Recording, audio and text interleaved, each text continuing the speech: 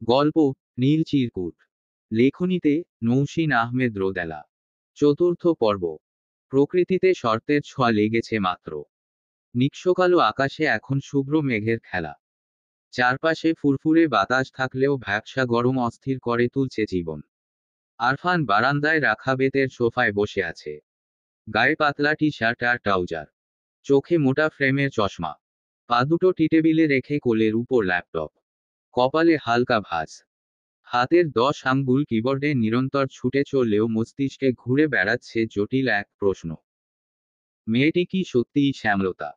এক ঝলক দেখেই এমন কিছু ভেবে নেওয়া কি ঠিক হচ্ছে আরফানের? শ্যামলতার পা দুটো যে আরফানের ভীষণ পরিচিত তাতে কোনো সন্দেহ নেই। এতগুলো বছরে পায়ের আঙ্গুলগুলোর দৈর্ঘ্য প্রস্থ পর্যন্ত মুখস্থ করে ফেলেছে আরফান। তবুও কোথাও যেন একটা কিন্তু থেকেই যাচ্ছে। এক পলকের দৃষ্টিকে ততটা বিশ্বাস করা যাচ্ছে না। মেয়েটাও তো স্পষ্ট কিছু বলছে না। বারবার ফোন বা মেসেজ দেওয়াটাও অস্বস্তির। সেদিন যদিও নিজের অস্বস্তি, আত্মসম্মান পাশে রেখে রেস্টুরেন্টে গিয়ে বসেছিল দুজন, কিন্তু কাজের কাজ কিছুই হলো না। গোটা 2 ঘন্টা বসে থেকে 2 থেকে 3টি কথা বলতে পেরেছিল আরফান। তার ওপর মেয়েটি কেমন উদ্ভট কাজ করে বসল। হুট করেই উঠে চলে গেল। কি আশ্চর্য! মেয়েটাকে মাঝে মাঝে পাগল মনে হয় আরফানের। কিন্তু পরমুহূর্তেই তার নিবিড় চোখ দুটোর কথা মনে পড়ে। মেয়েটির চোখে কি সত্যিই অন্যরকম কিছু ছিল না? একদম অন্যরকম কিছু অনুভূতি। দরজা খোলার শব্দে বারান্দা থেকে রুমের ভেতর উকি দিল আরফান। আগন্তুককে দেখে দীর্ঘশ্বাস ফেলল। ল্যাপটপের স্যাটার নামিয়ে অপেক্ষা করতে লাগল। প্রায় সাথে সাথেই ছোটখাটো সুন্দরী এক তরুণী এসে বসল সোফায়। সারা শরীরে তার শিশুসুলভ চঞ্চলতা। চোখে মুখে স্বভাবসুলভ হাসি। হাতে 2 কাপ কফি। আরফান চশমাটা খুলে মনোযোগী চোখে তাকালো। মেয়েটি একটা কাপ এগিয়ে দিতেই মৃদু হাসল আরফান। কফি কাপ হাতে নিতে নিতে বলল, তোমার কফির হাত আগের থেকে ভালো হয়েছে। গুড। I am Impress. মেয়েটি হাসল না। চোখ দুটোতে রাজ্যের বিরক্তি নিয়ে বলল, তুমি বিয়ে কবে করছো? তুমি বুড়ো হয়ে যাচ্ছ। সাথে আমিও বুড়ি হয়ে যাচ্ছি। আরফান হেসে বলল, তোমার বয়স কত? 23 অথবা 24। 23-24 বছরে কেউ বুড়ি হয় না। মেয়েরা 25 বছরেই বুড়ি হয়ে যায়। তুমি বুঝবে না। যারা সারাদিন পড়াশোনা করে তাদের এসব বুঝার কথা নয়। এখন বলো বিয়ে কবে করছো? আরফান হাসল, তবে প্রত্যুত্তর করার চেষ্টা করল না। ল্যাপটপটা টেবিলের উপর রেখে পা নামিয়ে বসল। মেয়েটি কৌতূহলী কণ্ঠে প্রশ্ন ছুড়ল, কাজ করছিলে? সারাদিন এত কি কাজ করো? খুব ইম্পর্টেন্ট নাকি অল্প ইম্পর্টেন্ট? খুব ইম্পর্টেন্ট। রিসার্চের রিপোর্ট লিখছিলাম। আগেরবার ল্যাপটপটাই তো গেল। গেল? কই গেল? আরফানের সাবলীল জবাব, একজন নদীতে ছুঁড়ে ফেলেছে। এখন নদীর তলদেশে থাকলে থাকতে পারে। একজ্যাক্ট বলতে পারছি না। মেয়েটি আঁতকে উঠে বলল, কি সাংঘাতিক! তোমার রাগ হচ্ছে না? আমি হলে ল্যাপটপের সাথে সাথে তাকেও ধাক্কা দিয়ে নদীতে ফেলে দিতাম। আরফান শব্দ করে হাসল। কাপে চুমুক দিয়ে বলল, তখন রাগ হয়েছিল। মারাত্মক রাগ হয়েছিল। হ্যাঁ, মারাত্মক রাগ হয়েছিল, কিন্তু এখন সেই রাগ মোটামুটিতে নেমে এসেছে। কিছুদিন পর মোটামুটি থেকে শূন্যতে নেমে আসতে পারে। এখনই কিছু বলা যাচ্ছে না। মেয়েটি সোফায় আইস করে বসল। চোখ ছোট ছোট করে কৌতূহল নিয়ে বলল, কিন্তু সব রেখে ল্যাপটপটাই নদীতে ফেললো কেন? আর ঢাকা শহরে নদী কোথায়? কক্সবাজারে গেলাম যখন, তখন ফেলেছে। কেন ফেলেছে, জানি না। ল্যাপটপ ফেলে দেওয়ার মতো আহামরি কোনো কারণ আমি খুঁজে পাইনি। আমার তখন মনে হয়েছিল মেয়েটি বদ্ধ পাগল। এখনো অবশ্য তাই মনে হয়। তবে সেই ভাবনাটা পরিবর্তন হলেও হতে পারে। হুট করেই মনে হচ্ছে মেয়েটা আসলে বদ্ধ পাগল নয়। মাথায় একটু সমস্যা আছে মাত্র। কথাটা বলে হেসে ফেলল আরফান। মেয়েটি চোখ বড় বড় করে বলল, কি বলছো? ওটা একটা মেয়ে ছিল। আরফান মাথা নাড়ল। মেয়েটি চোখ দুটো ছোট ছোট করে সন্দিহান কণ্ঠে প্রশ্ন ছুড়ল, সুন্দরী ছিল? আরফান কফি কাপটা টেবিলের উপর রেখে হাসল। মেয়েটির দিকে পূর্ণ দৃষ্টি নিক্ষেপ করে বলল, সুন্দরীই বলা যায় বোধ হয়। তেমন খেয়াল করে দেখিনি কখনো। পরের বার দেখা হলে খেয়াল করে দেখব বলে সিদ্ধান্ত নিয়েছি। পুরো 1 ঘন্টা মুখের দিকে তাকিয়ে থেকে বুঝার চেষ্টা করব মেয়েটি আসলেই সুন্দরী কিনা। তারপর তোমায় এসে অপিনিয়ন জানাবো। আপাতত আমার শার্টটা চট করে ইস্ত্রি করে দাও তো নিদু। ফার্স্ট, আমি বেরুব। রুমের এ প্রান্ত থেকে ও প্রান্ত ক্রমাগত পায়চারি করছে নম্রতা। হাতে বই পড়ায় মনোযোগ আসছে না। বিছানায় বেশ করে বসে আছে নীরা। সেকেন্ডর জন্য বিরতি না নিয়ে নিরন্তর পড়া মুখস্থ করছে সে।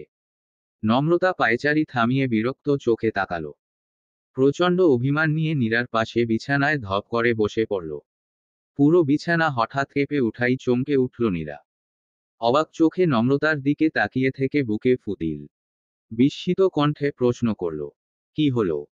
এমন ডাইনোসরের মতো লাফাচ্ছিস কেন? ডাইনোসর? আমাকে তোর ডাইনোসর মনে হচ্ছে? আমি যে টেনশনে মরে যাচ্ছি সেদিকে তোর কোনো দৃষ্টি নেই। তুই আমার এমন বান্ধবী। পরীক্ষার সময় টেনশনে থাকবি এটাই স্বাভাবিক। টেনশনে না থাকলে না হয় ভিন্ন কিছু হতো। নম্রতা বিরক্ত হয়ে বলল, আরে বাপ, এই টেনশন সেই টেনশন নয়। এটা হলো হৃদয় ঘটিত টেনশন। নীরা সরু চোখে তাকালো। সন্দিহান কণ্ঠে বলল, কেন? হৃদয় আবার কি হলো? প্রেমিক পুরুষ তো পেয়েই গেলি। এখন তো তোর খুশিতে মরে যাওয়া উচিত। খুশি না হয়ে এত টেনশন কেন? নম্রতা বিছানায় এক পা তুলে নীরার দিকে ঘুরে বসল। ঠোঁট উল্টে বলল, এখানেই আসল সমস্যা। ওই প্রেমিক পুরুষই সব সমস্যা। ওই ডক্টর আসলেই সে কিনা সেই কনফিউশনটা না হয় আমার পায়ের ছবিতে অনেকাংশ ক্লিয়ার হয়েছে। কিন্তু ডক্টর আর সে কে মেলাতে গেলেই কেমন হেঁচকি উঠে যাচ্ছে আমার। দ্বিতীয়ত, লাস্ট উইকে পরীক্ষার জন্য ফোন ধরা ছোঁয়ার বাইরে ছিল। ডক্টর অসংখ্যবার ফোন দিয়েছে, আমি ধরিনি। এখন 1 সপ্তাহ হয়ে গেল সে ফোন টোন কিছু দিচ্ছে না।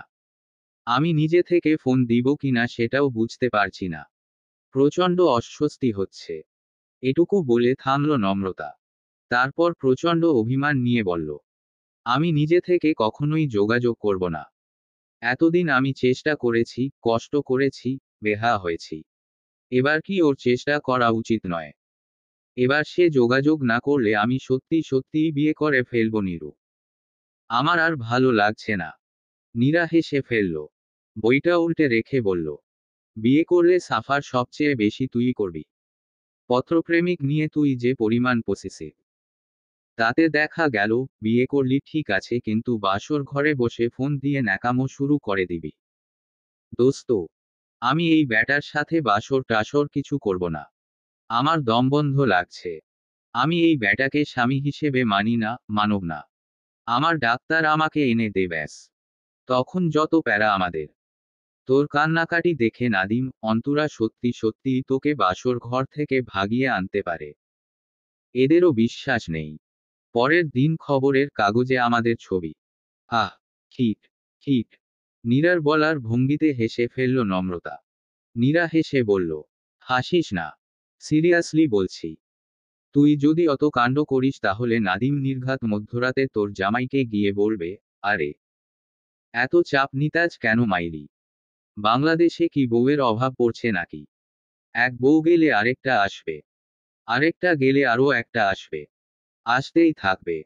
টেনশন করে চান্দি গরম কইরো না। তোমাকে আমরা আরেকটা বউ এনে দেব। দরকার পড়লে বউয়ের বাজার বানাই দেব। কিন্তু আমার বান্ধবীরে দেব না মামা। বান্ধবীর জামাই পছন্দ হয় নাই। শো, জামাই চেঞ্জ। নীরা এটুকু বলতেই হুহা করে হেসে উঠল নম্রতা। নীরাও খুব হাসল। নম্রতা হাসতে হাসতে বলল, হতেই পারে। নাদিমের পক্ষে সব সম্ভব। তারপর হঠাৎই গম্ভীর হয়ে বলল, তাহলে তুই কিভাবে পারবি? তোর দমবন্ধ লাগবে না নীরু? নীরার মুখের ভাব পরিবর্তন হলো না। আমার কেন দমবন্ধ লাগবে? তুই অন্তুকে ভালোবাসিস। অন্তুকে ভালোবেসে অন্যজনকে বিয়ে করতে যাচ্ছিস। তবু বলছিস দমবন্ধ কেন লাগবে? নীরা হেসে বলল, ছোটবেলা অ্যাঞ্জেল হওয়ার স্বপ্ন দেখতি না নমু? সুন্দর দুটো ডানা মেলে পরীদের মতো উড়ে বেড়ানোর স্বপ্নটা কোন মেয়ের ছিল না বলতো? অথবা বিশাল রাজ্যের রাজকুমারী হয়ে যাওয়া। গা ভর্তি গহনা। ঘোড়ায় চড়া রাজপুত্র। এত দাসীর স্বপ্ন তো সবাই দেখত। সেই স্বপ্ন পূরণ না হওয়াতে কি দমবন্ধ হয়ে মারা যাচ্ছিস? ভালো আছিস? নতুন নতুন স্বপ্ন দেখছিস? চোখে অসংখ্য স্বপ্ন থাকলে দু একটা অসম্ভব স্বপ্ন ভুলে থাকা যায় নমু। অসম্ভব স্বপ্নগুলো অবসরে অনুভব করে আনন্দ পাওয়ার জন্যই হয়, বাস্তবে পাওয়ার জন্য নয়। নম্রতা হঠাৎ কোনো কথা খুঁজে পেল না। কয়েক সেকেন্ড অপলক চেয়ে থেকে বলল, অন্তুকে অ্যাটলিস্ট জানাতে তো পারিস। অথবা নাদিম বা রঞ্জন। অন্তুকে বলার প্রশ্নই আসে না। আর নাদিম রঞ্জনকেই বা কি বলবো? এটা কি বলার মতো কিছু হলো? আমার আবেগ, আমার অনুভূতি আমার মধ্যে আবদ্ধ থাকাটাই কি ভালো নয়? তুই শুধু শুধু এত ভাবছিস। বাদ দে তো। নম্রতা দীর্ঘশ্বাস ফেলল। এই মেয়েটাকে সে বুঝে না। কিচ্ছু বুঝে না। নাদিম ভ্রু কুঁচকে ঘড়ির দিকে তাকিয়ে আছে। ঘড়িতে ৩টা বাজতে আর ৩ মিনিট বাকি। মৌসিকে পোড়ানোর কথা ২টা ৩০-এ। অথচ তার খবর নেই।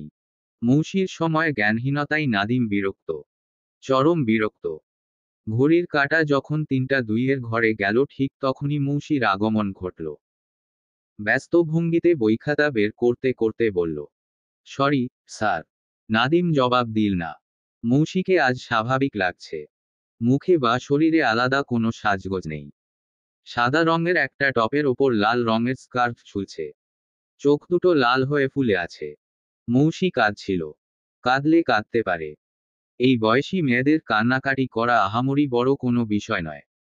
এরা কথায় কথায় ফ্যাচ ফ্যাচ করে কেঁদে ফেলবে, এটাই স্বাভাবিক। নাদিম গম্ভীর মুখে পড়ানো শুরু করল। মৌসি হঠাৎই প্রশ্ন করল, আপনার বন্ধু এখন কেমন আছে, স্যার? নাদিম জানালো, ভালো আছে। উনি কি শেষমেশ পরীক্ষাগুলো দিচ্ছেন? নাদিম ভ্রু বাঁকিয়ে তাকালো। কপাল কুঁচকে বলল, আমার বন্ধুর যে পরীক্ষা দেওয়ার কথা ছিল না সেটা তুমি কি করে জানলে? মৌসি হেসে বলল, আমি জানি। আমি অনেক কিছুই বুঝে ফেলতে পারি। নাদিম বিরস কণ্ঠে বলল, ও আচ্ছা। মৌসি বোধহয় খানিক হতাশ হল। নাদিম প্রত্যুত্তরে কিছু জিজ্ঞেস করবে, সামান্য কৌতূহল দেখাবে এমনটাই হয়তো আশা করেছিল মৌসি।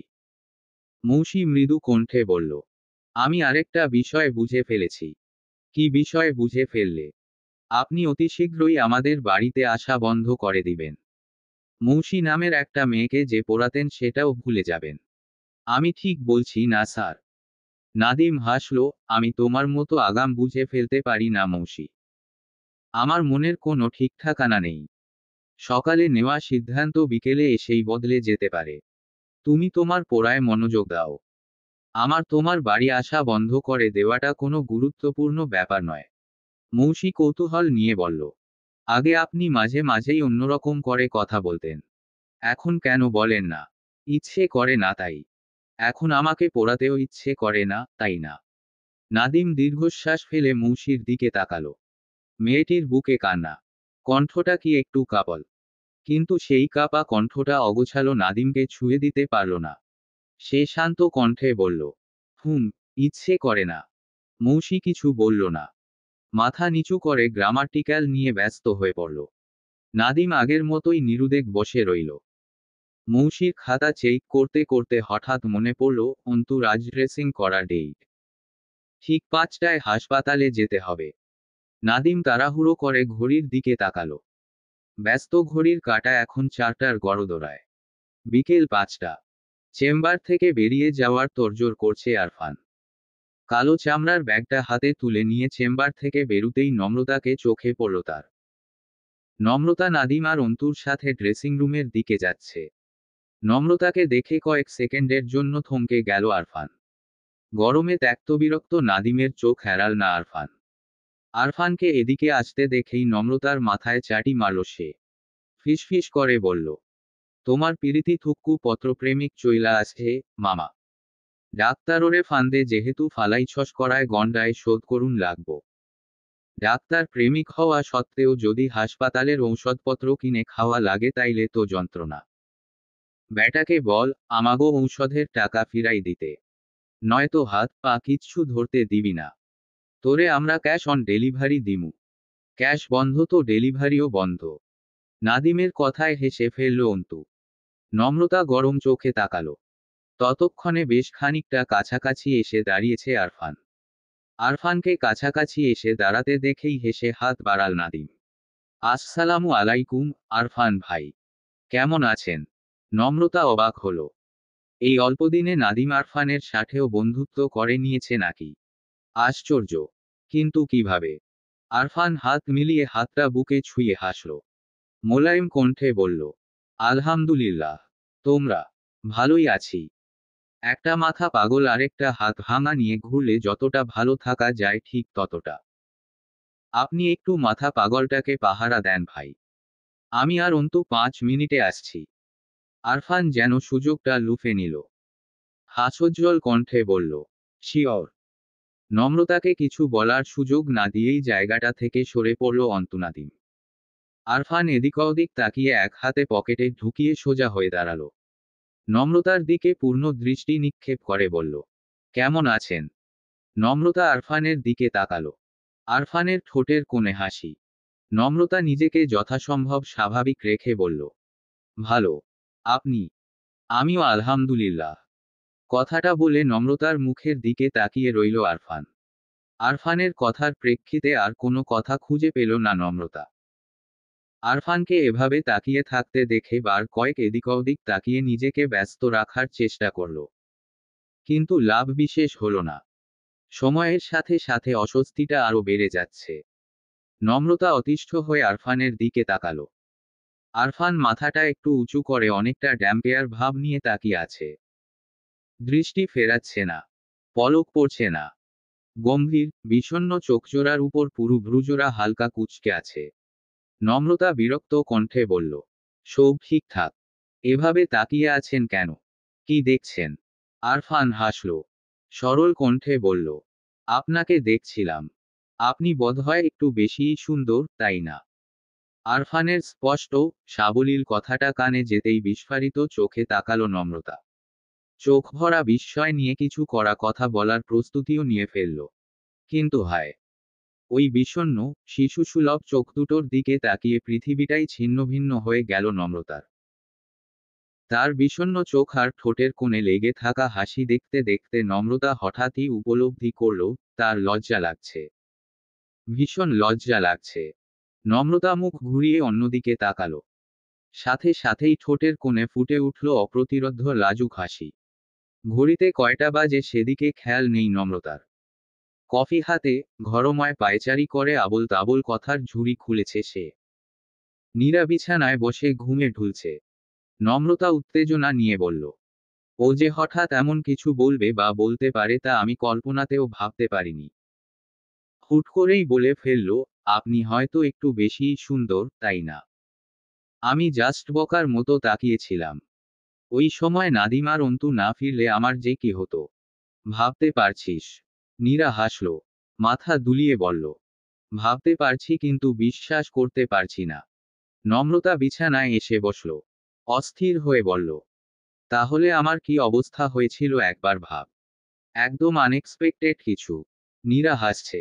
আরফান নামক ব্যক্তিটাকে তার বেশ লাগছে। নীরা বালিশে ঠেস দিয়ে আয়েশ করে বসল। ঠোঁটে দুষ্টু হাসি ঝুলিয়ে বলল, আগে আগে দেখো হতা হ্যাকিয়া। কথাটা বলে চোখ টিপল নীরা। নম্রতা হাসতেই আবারও বলল, আমরা হয়তো লোকটিকে ঠিক চিনতে পারিনি নমু। লোকটা সবার সামনে যেমনটা শো করে আসলে তেমনটা নয়। ভিন্ন রকম। নম্রতা উত্তর দিল না। সুপ্ত দীর্ঘশ্বাস ফেলল। গালে হাত দিয়ে আরফানকে ভাবতে লাগল। ভিন্ন রকম। সত্যিই লোকটি একটু অন্যরকম। মাঝে মাঝে গম্ভীর তো মাঝে মাঝে ভীষণ চঞ্চল। চোখ ভর্তি ছেলেমানুষি আর কৌতূহল। বর্ষার শেষ আর শরতের শুরু। কাল রাতে এক পশলা বৃষ্টি হওয়ায় সকালটা ঝকঝকে, পরিষ্কার। গাছের পাতায় ল্যাপটে থাকা জল আর মিষ্টি সোনালি রোদে ভরা চারপাশ। নিশ্চুপ সকালে অচেনা পাখির কিচিরমিচির শব্দ। দক্ষিণের জানালাটা খোলা। বৃষ্টির জলে ভিজে গিয়েছে ধবধবে সাদা পর্দা। বিশাল আম গাছের পাতার ফাঁক গেলে এক মুঠো রোদ এসে দুষ্টুমি জুড়েছে আরফানের বোঝে রাখা চোখে আর গলায়। সকালের নরম আলোয় ভেসে যাচ্ছে নির্জন ঘর, বিছানায় শুয়ে থাকা ঘুমন্ত যুবক। হঠাৎ চুরির টুনটান আর বেলিফুলের তীব্র সুগন্ধে জেগে উঠল আরফানের মস্তিষ্ক। ঘুমটা ছুটে গিয়ে চোখ পিটপিট করে তাকালো। মনের অজান্তেই বিড়বিড় করে ডাকল, শ্যামলতা। প্রায় সাথে সাথেই মুখের ওপর এসে পড়ল এক মুঠো ভেজা বেলিফুলের পাপড়ি। আরফান তৎক্ষণাৎ চোখ বজল। পুরু ভ্রুজোড়া খানিক কুচকাল। এতক্ষণ উপর হয়ে শুয়ে থাকা আরফান এবার ঘাড় উঁচিয়ে তাকালো।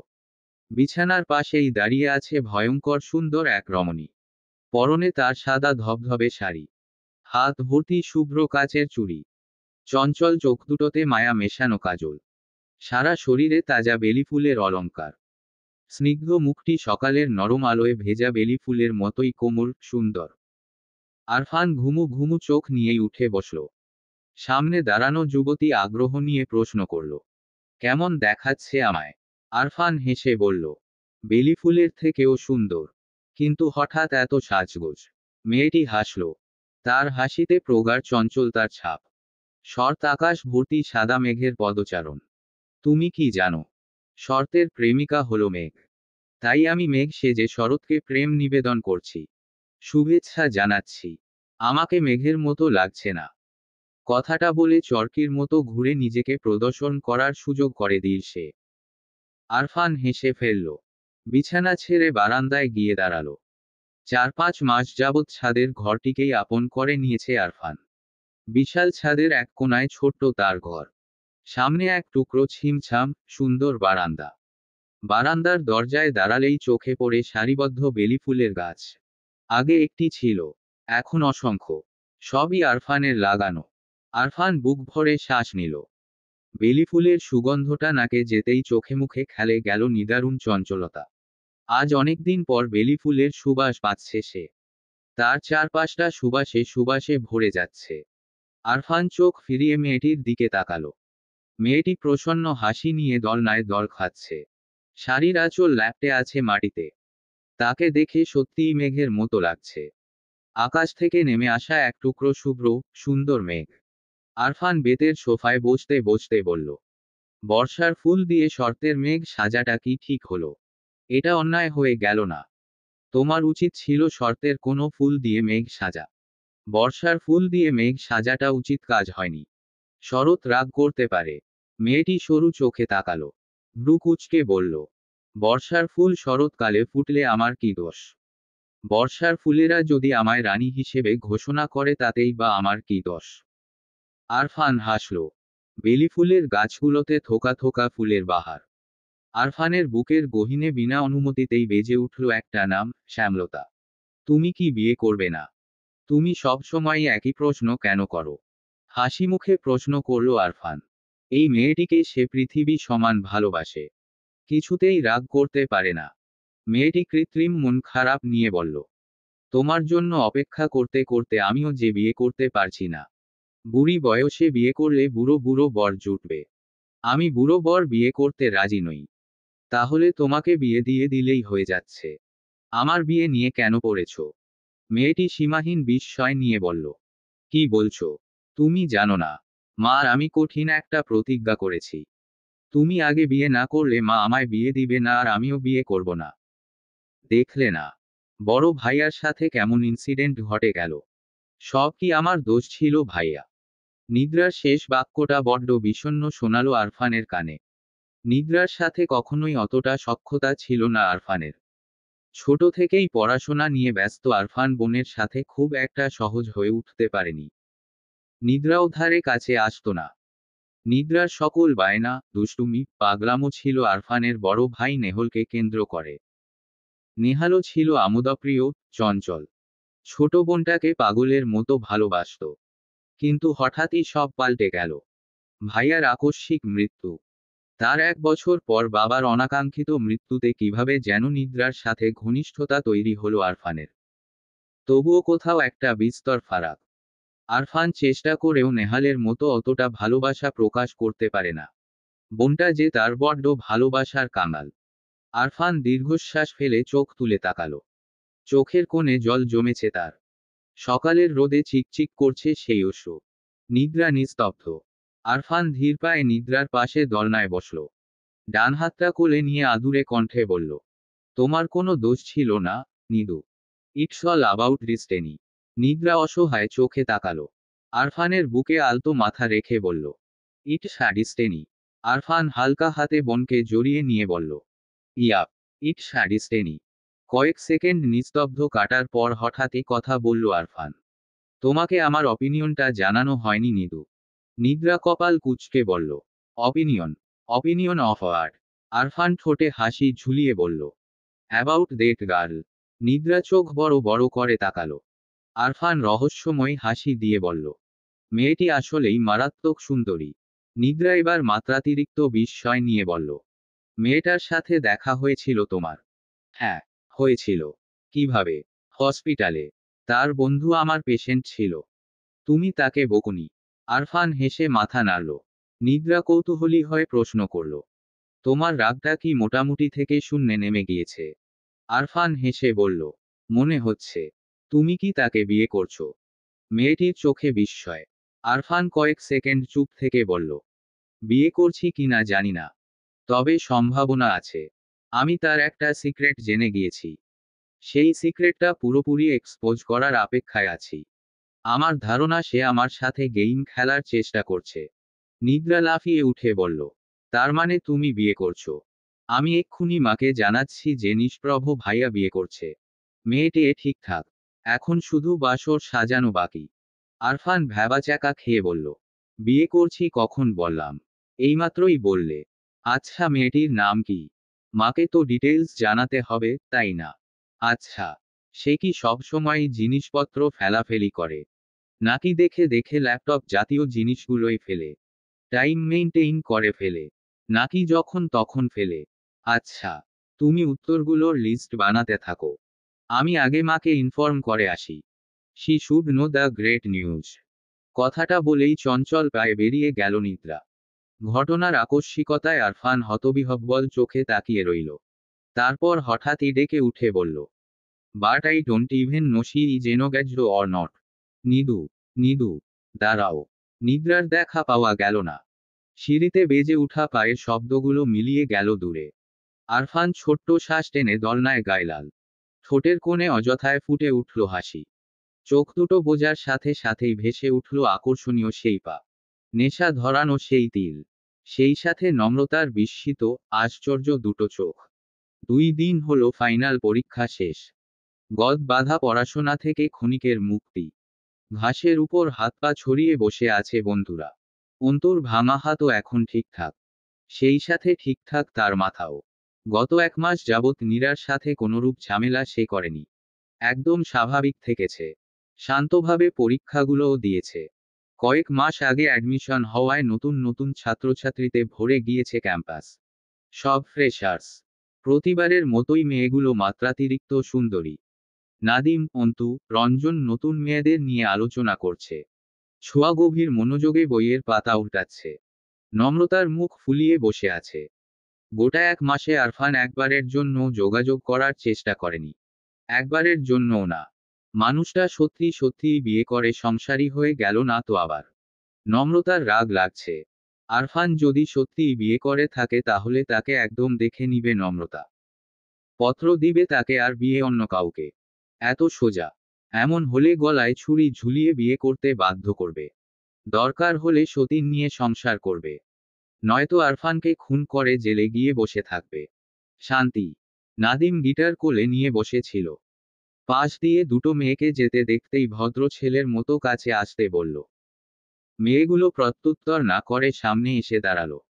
দুইজনের চোখমুখী রক্তশূন্য, ফ্যাকাশে ভাবভঙ্গি দেখে মনে হচ্ছে ভয় এখনই জ্ঞান হারাবে। নাদিম বিরস কণ্ঠে বলল। নাম কি? কোন ডিপার্টমেন্ট? মেয়ে দুটো ভয় ভয় নাম বলল। তাদের গলা কাঁপছে। চোখ দুটো কাদো কাদো। আজকালকার ফ্রেশারদের এমন ন্যাকা ন্যাকা ভাব দেখলে মেজাজ খারাপ হয়ে যায় নাদিমের। নাদিম গম্ভীর কণ্ঠে বলল। পানি আছে। ঠান্ডা পানি খাওয়াও তো।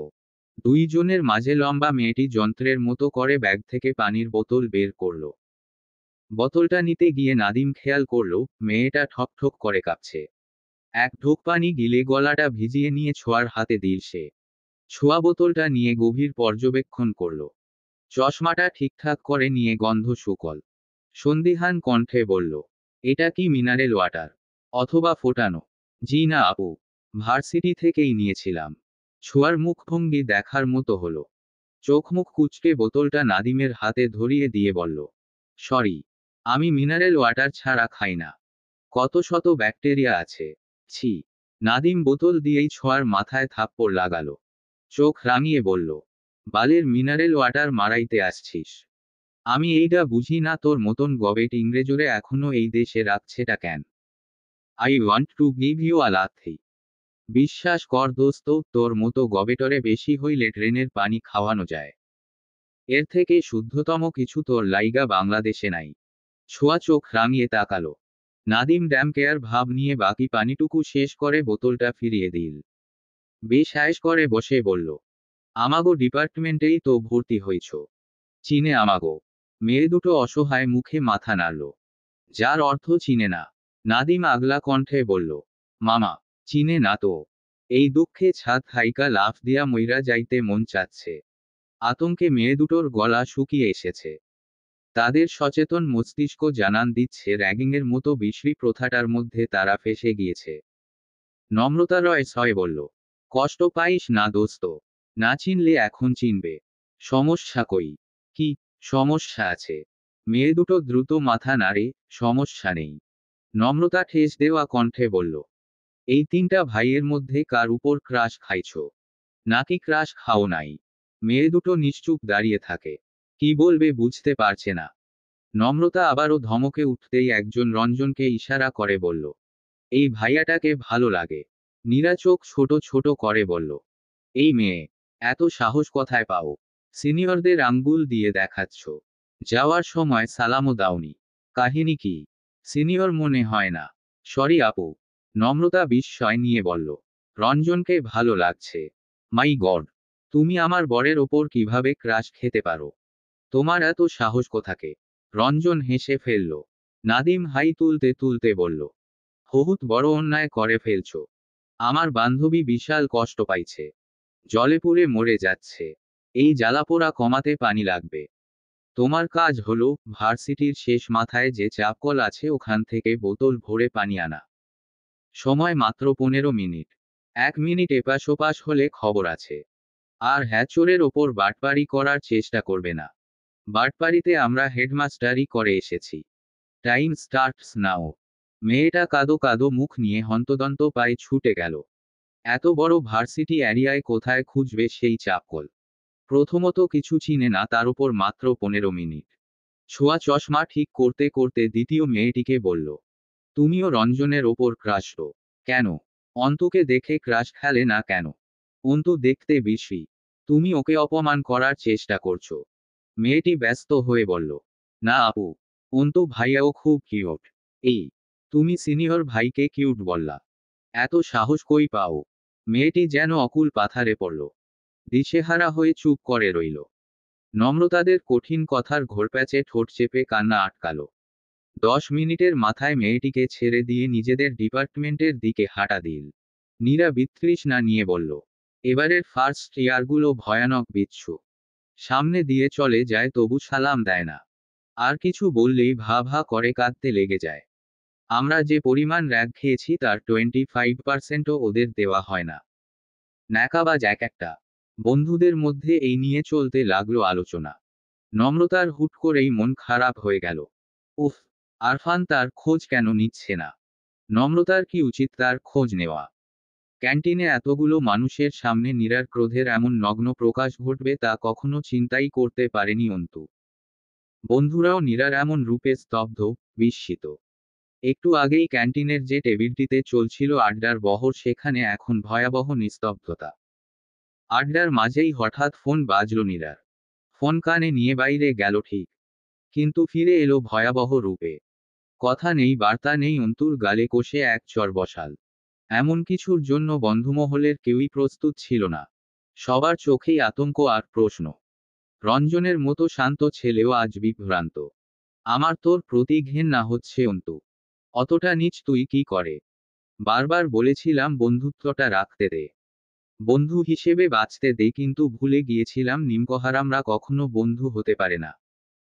যে কুক্ষণে তুই আমার বন্ধুর তালিকায় যুক্ত হয়েছিলি সেই কুক্ষণকে মনে প্রাণে ঘৃণা করি আমি। ওই দিনটি আমার জীবনে না এলেই পৃথিবীর সবথেকে সুখী মেয়ে হতাম আমি। রাগে শরীর কাঁপছে নীরার।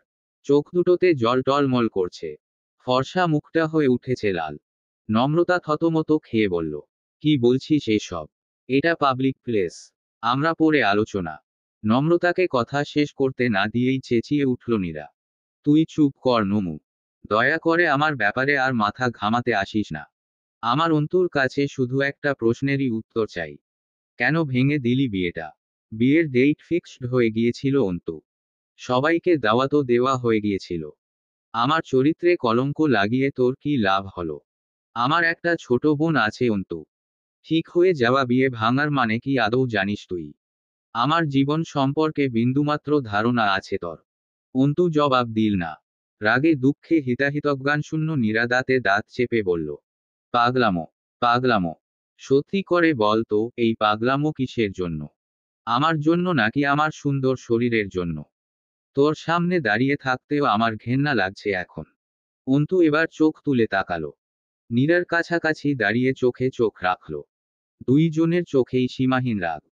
অন্তু নীরার ডান হাতের বাহু শক্ত করে চেপে ধরে কটমটে কণ্ঠে বলল, যা করেছি বেশ করেছি। ভালোবাসি বলে দাম নেই? না। খুব তো বিয়ের জন্য নাচছিলি। যা কর এখন বিয়ে। নীরার এখন হাউমাউ করে কাঁদতে ইচ্ছে করছে।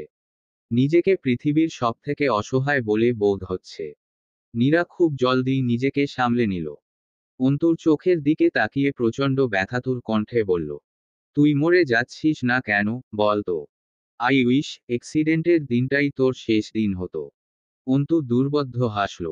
প্রচণ্ড রাগে আবারও কষে চর বসাল নীরা। চেঁচিয়ে উঠে বলল, তোর হাসি আমার সহ্য হচ্ছে না।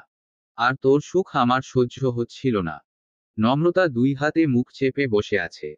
নীরা যথেষ্ট বাস্তববাদী মেয়ে। নিজেকে সংযত করার শক্তি তার প্রচণ্ড।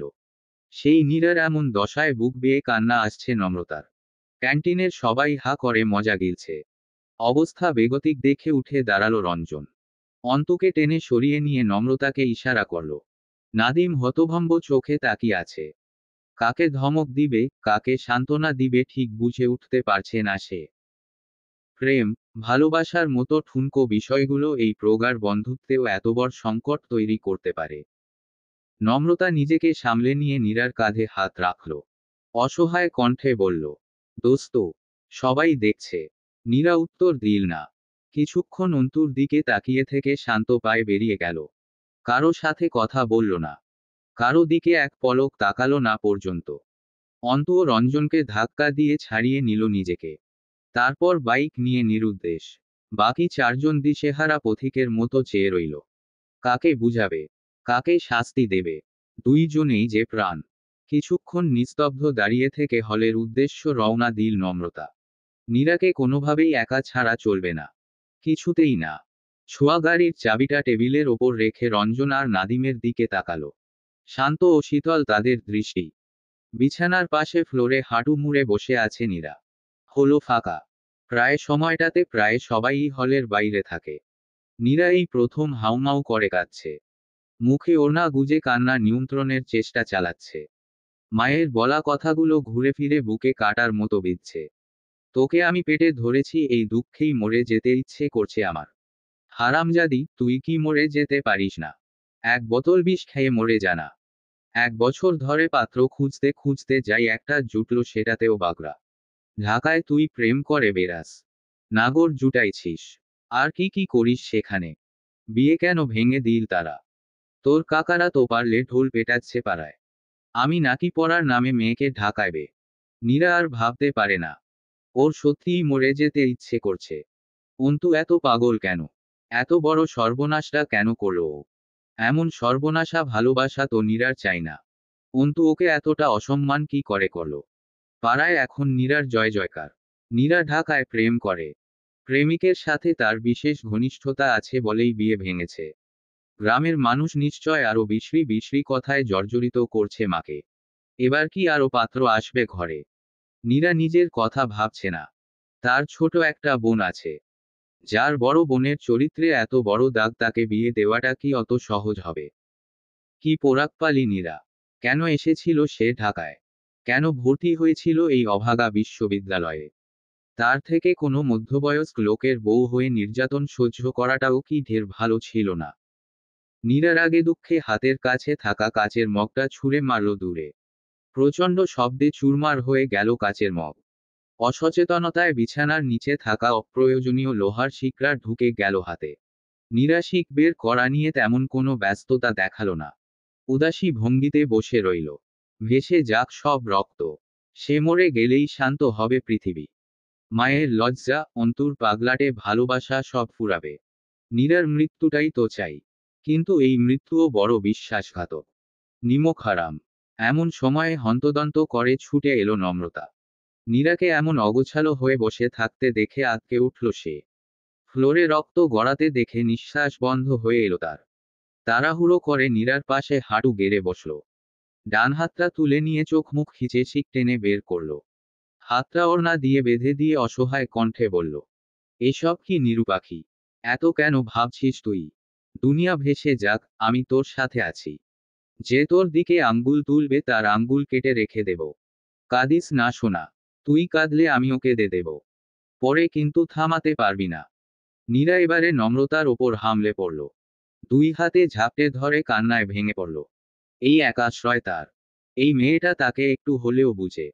অন্ধের মতো বিশ্বাস করে। নীরার এমন কান্নায় ভেতরটা ফেটে গেলেও নিজেকে সামলে নিল নম্রতা। নীরাকে বুঝিয়ে সুজিয়ে হসপিটালে যেতে রাজি করাল। লোহার শিক ঢুকে গিয়েছে, ইনজেকশন দিতে হবে নয়তো ইনফেকশন হতে পারে। নীরা বুঝদার বাচ্চাদের মতো বুঝল। নম্রতার কথা মতোই চোখে মুখে পানি ছিটিয়ে শান্ত হল। নীরার হাতে ইনজেকশন আর ব্যান্ডেজের কাজ শেষ হয়েছে সেই অনেকক্ষণ আগে। এখন নীরার ব্রেইন ওয়াশের জন্য খাবারের নামে তাকে নিয়ে হাসপাতালের আশেপাশেই কোনো রেস্টুরেন্টে বসেছে রঞ্জন। নম্রতা ইচ্ছে করেই সাথে যায়নি। রঞ্জন খুব ভালো বুঝাতে পারে। নীরার এই মেন্টাল প্রেশার কমিয়ে আনার ক্ষমতা রঞ্জনের আছে। এই সময়ে রঞ্জন আর নীরাকে একা ছেড়ে দেওয়াই উত্তম। তাছাড়া নম্রতারও বেশ কিছু কাজ বাকি। মেডিকেলে এসে ডাক্তারের খোঁজ না নিয়ে চলে যাবে তা তো হয় না। এই লোক আসলে করছেটা কি? এই দুনিয়ায় আছে নাকি বিয়ে-শাদী করে সাজেক ভ্যালির মেঘে হাবুডুবু খাচ্ছে? নম্রতাকে তো জানতে হবে। নম্রতা আরফানের চেম্বারের সামনে এসে উকি দিল। চেম্বারের সামনে অ্যাসিস্ট্যান্টকে দেখা যাচ্ছে না। ভেতরে আরফান আছে কি নেই সেটাও বোঝা যাচ্ছে না। নম্রতা কপাল কুঁচকে আবারও উকি দিল। সাথে সাথেই পেছনে থেকে কেসে উঠল কেউ। নম্রতা বিদ্যুৎ বেগে পেছনে ফিরে তাকালো। আরফান ভ্রু কুঁচকে তাকিয়ে আছে। ঠোঁটের কোণে শ্লেষাত্মক হাসি। কি অবস্থা? কাউকে খুঁজছেন? আরফানের কথায় হেঁচকি উঠে গেল নম্রতার। বুকে হাত দিয়ে বার দুই হেঁচকি তুলে মাথা নাড়ল। আরফানও নম্রতাকে অনুসরণ করে মাথা নাড়ল। বলল, খুঁজছেন না? নম্রতা মিনমিন করে বলল, আমি কাকে খুঁজব? আরফান পকেটে হাত মেরুদণ্ড সোজা করে দাঁড়ালো। অদ্ভুত ভঙ্গিতে ঠোঁট বাঁকিয়ে বলল, সেটা তো আপনিই ভালো জানেন। আমি কাউকে খুঁজছি না। কথাটা বলে আবারও হেঁচকি তুলল নম্রতা। আরফান বেশ গম্ভীর কণ্ঠেই বলল, তাহলে নিশ্চয় চুরি করতে এসেছিলেন। নম্রতা চোখ রাঙিয়ে বলল, হসপিটালে কেউ চুরি করতে আসে? আরফান আলগা কণ্ঠে বলল, আসতেই পারে। চুরের কি আর ধর্মজ্ঞান আছে? নম্রতা দাঁতে দাঁত চেপে বলল, কি এমন আছে আপনার চেম্বারে যে আমায় চুরি করতে হবে? আমাকে কি ভিখারি মনে হয়? আরফান হেসে বলল, না তা মনে হয় না। তবে আরফানের কথার মাঝেই কয়েকবার হেঁচকি তুলল নম্রতা। আরফান ঠেস মারা কণ্ঠে বলল, চেম্বারে বসুন, পানি খাওয়াই। হাজার হলেও আমাদের হসপিটালে চুরি করতে এসেছেন। নম্রতা চোখ রাঙাতেই কথা পাল্টাল আরফান। না মানে বেড়াতে এসেছেন। আপ্যায়ন তো করতেই হয়। চলুন ম্যাম। কথাটা বলেই চেম্বারের দরজার দিকে এগিয়ে গেল আরফান। দরজাটা খুলে বিনীত ভঙ্গিতে দাঁড়িয়ে রইল। নম্রতা না করবে করবে করেও আর না করতে পারল না। নম্রতা চেম্বারে ঢুকে চেয়ার টেনে বসল। আরফান স্টেথোস্কোপটা টেবিলে রেখে শার্টের হাতা গোটাল। চেয়ার টেনে ধীরে স্থিরে নম্রতার মুখোমুখি বসল। টেবিল ওয়েটটা দুই আঙ্গুল দিয়ে ঘুরাতে ঘুরাতে গভীর চোখে নম্রতার দিকে তাকালো। আরফানের এমন চাহনির সামনে অসহায় হয়ে পড়ল নম্রতা। অস্বস্তিতে হাঁসফাঁস করতে লাগল। বেশ কিছুক্ষণ চুপচাপ থেকে প্রশ্ন করল আরফান, কি খাবেন? হঠাৎ এত আপ্যায়ন? আরফান জবাব না দিয়ে বলল, কফি খেতে হলে বাইরে কোথাও বসতে হবে। যেতে চান? আরফানের চোখ দুটো আটকে আছে নম্রতার ঠোঁটে। নিচের ঠোঁটের মাঝ বরাবর কালো ছোট্ট তিলটিতে গোলাপি রঙে ছোট্ট কালো তিলটা কি সুন্দর মানিয়েছে। এই একবিন্দু কালো রঙেই যেন পৃথিবীর সব নেশা ধ্বংস আজ। নম্রতা জিহ্বা দিয়ে ঠোঁট ভিজাল, সাথে সাথেই ভিজে উঠল সেই অদ্ভুত সুন্দর তিল। কৃত্রিম আলোয় চিকচিক করে উঠল কালো রং। আরফান চোখ সরিয়ে অন্যদিকে তাকালো, তারপর আবারও আর চোখে তাকালো নম্রতার ঠোঁটে। নম্রতা স্পষ্ট কণ্ঠে বলল, আমি কফি খাই না। তাহলে কি খান? কথাটা বলে রহস্যময় হাসি হাসল আরফান। নম্রতা কপাল কুঁচকে বলল, হাসছেন কেন? আরফান এবারও উত্তর দিল না। প্রসঙ্গ পাল্টে বলল, আপনার বিয়ের কি হলো? নম্রতা ফট করেই বলল, বিয়ের আবার কি হবে? বিয়ে হবে। কবে হবে? খুব শীঘ্রই। আরফান অদ্ভুত ভঙ্গিতে ভ্রু উঁচিয়ে বলল, ও। কথাটা বলে উঠে দাঁড়ালো আরফান। টেবিলে রাখা পানির গ্লাসটা হাতে তুলে নিয়ে নম্রতার পাশে এসে দাঁড়ালো। আরফানকে এত কাছাকাছি এসে দাঁড়াতে দেখেই ধুকপুক করে উঠল বুক। গলা শুকিয়ে এলো। ভাবনাগুলো হয়ে পড়ল এলোমেলো। আরফানের কাটা কাটা আকর্ষণীয় চোয়ালের দিকে তাকিয়ে ঢোক গিলল নম্রতা। ভারী জিহ্বা নেড়ে বলল, কি হয়েছে? আরফান চোখের ইশারায় পানির গ্লাসটা দেখিয়ে বলল, পানি খাওয়ার দাওয়াত দিয়েছিলাম। পানি খাবেন না? নম্রতা বিভ্রান্ত চোখে আরফানের দিকে তাকালো। কাপা হাতে পানির গ্লাসটা নিয়ে আর চোখে আরফানকে পর্যবেক্ষণ করল। আরফান এক বিন্দুও নড়ল না। আগের জায়গাতেই ঠাই দাঁড়িয়ে রইল। চোখ দুটো আটকে রইল নম্রতার মুখে, ঠোঁটে। নম্রতা অস্বস্তি নিয়ে পানি খেল। পানি খেতে খেতেই আর চোখে আরফানের দিকে তাকালো সে। আরফান তাকিয়েই ছিল। চোখে চোখ পড়ল। কিছুটা সময় এভাবেই অদ্ভুত এক অনুভূতি নিয়েই কেটে গেল তাদের। নম্রতা গ্লাসটা টেবিলে নামিয়ে রাখতেই দুই হাত ভাঁজ করে টেবিলে ঠেস দিয়ে দাঁড়ালো আরফান। ছোট্ট শ্বাস ফেলে বলল, বিয়ের শপিং শেষ? 1 মাসে শেষ তো হওয়ার কথা, তাই না? নম্রতা হালকা কেশে বলল, বিয়ের শপিং কি অত সহজে শেষ হয়? বিয়ের আগের দিন পর্যন্ত চলতে থাকে। তা হোক, কাল আপনি আমার সাথে লাঞ্চ করছেন। ঠিক একটায়। কথাটা বলে চঞ্চল চোখে নম্রতার ঠোঁটের দিকে চেয়ে রইল আরফান। নম্রতা বিস্ময় নিয়ে বলল, লাঞ্চ? আপনি চাইলে ডিনারের দাওয়াতও দিতে পারি। আরফানের কথায় তীক্ষ্ণ চোখে তাকালো নম্রতা। আরফানের ঠোঁটের কোণে অদ্ভুত হাসি দেখে বলল, আপনি মানুষটা খুব খারাপ। আরফান হেসে বলল, আপনার বিয়েটা সাকসেসফুল হবে বলে মনে হচ্ছে না। হুটহাট উধাও হয়ে যাওয়া মানুষ থেকে কোনরূপ দাওয়াত আমি অ্যাকসেপ্ট করি না। কেউ একজন আমার কল রিসিভ করেনি। নম্রতা চেয়ার থেকে উঠে দাঁড়াতে দাঁড়াতে বলল, বেশ করেছে। আমার পানি খাওয়া শেষ। এখন হলে ফিরব। পানির জন্য ধন্যবাদ। আরফান দীর্ঘশ্বাস ফেলে বলল, চলুন পৌঁছে দিই। নম্রতা সরু চোখে তাকালো। ভ্রু কুঁচকে বলল, আপনি কেন পৌঁছে দিবেন? হসপিটালে আসা সব পেশেন্টদের পৌঁছে দেওয়ার দায়িত্ব আছে নাকি আপনার? আরফান ফোনটা পকেটে ঢুকাতে ঢুকাতে বলল, পেশেন্টদের পৌঁছে দেওয়ার দায়িত্ব নেই। তবে হসপিটালে যারা চৌর্যবৃত্তি আর উকিঝুঁকি দিতে আসে তাদের পৌঁছে দেওয়া যায়। এদের বিশ্বাস নেই অন্য কারো চেম্বারে উকিঝুঁকি দিয়ে ফেলতে পারে। আমি রিস্ক নিতে রাজি নই। নম্রতা দাঁতে দাঁত চেপে বলল, আমি একা যেতে পারি। আরফান হেসে বলল, আমিও পৌঁছে দিতে পারি। রিকশায় পাশাপাশি বসে আছে নম্রতা আর আরফান। কারো মুখে কথা নেই। তবুও মনের সাথে মনের চলছে বিস্তর কথা দেওয়া নেওয়ার খেলা। রিকশার ঝাঁকিতে অনিচ্ছায় ছুঁয়ে যাওয়া দুটো হাত। একটু স্পর্শেই শরীরময় শিহরণ। রাজ্যের অস্বস্তি আর ভাবনাতীত ভালো লাগা। মন জুড়ে কতই না অনুভূতির খেলা। পুরোটা রাস্তা অসহনীয় এক ঘোরের মাঝেই কাটিয়ে দিল নম্রতা। আরফানের ঠোঁটেও কথা ফুটল না।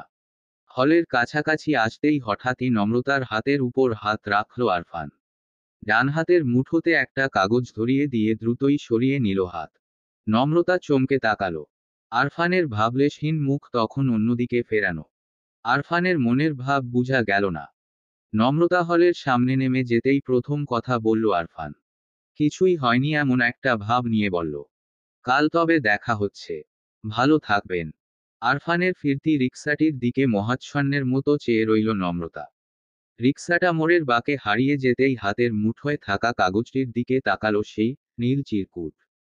ঘন্টা 2 আগে সন্ধ্যা মিলিয়েছে। হলের প্রতিটি রুমে রুমে জ্বলে উঠেছে টিমটিম আলো। নির্জন পথগুলোতেও ভূতগ্রস্তের মতো ঠাই দাঁড়িয়ে আছে ল্যাম্পপোস্ট। অন্ধকারের দুষ্টুমিতে তারা প্রায় ক্লান্ত, অবিশ্রান্ত। হলের পাশের ঝোপঝাড়গুলোর মাথায় তখন জমাট বাঁধা অন্ধকার। ইটপাথরের শহরেও সানন্দে আলো ছড়াচ্ছে দুই একটা ঝিঝি পোকার দল। দুই তলার বারান্দা থেকে সেসবই লক্ষ্য করছিল নম্রতা। খুঁটিয়ে খুঁটিয়ে দেখছিল গাছের প্রতিটি পাতার হেলদোল। গায়ে তার বাইরের পোশাক এখনো পাল্টানো হয়নি, পাল্টানো হবে বলেও মনে হচ্ছে না। বুকের ভেতর ধূপধাপ হাতুড়ি পেটানো হৃৎপিণ্ডটা একটা বারের জন্য নিষেধ শুনছে না।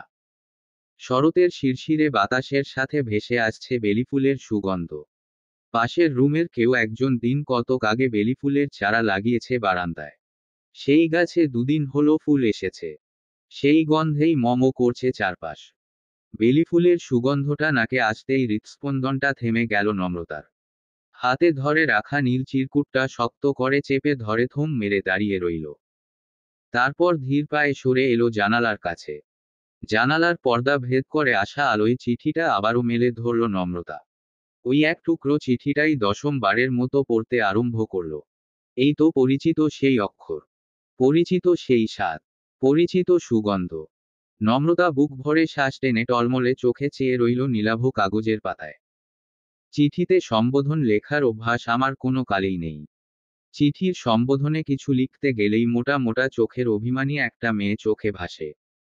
ব্রুকুচকে বলে, তুমি কখনো সম্বোধনে কিছু লিখো না। সম্বোধনে কিছু না লিখলে কি চিঠি হয়? চিঠি হয় কি না জানি না, কিন্তু ওই অভিমানী চোখ দুটো বড় দেখতে ইচ্ছে হয়।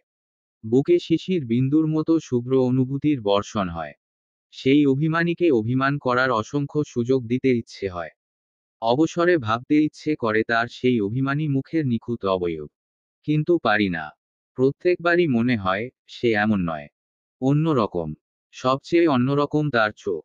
সে কল্পনা থেকেও কল্পনাময়, রূপকথার থেকেও স্নিগ্ধ, সরল। আমি তাকে যত ভাবি সে আমায় তত ভাবায়।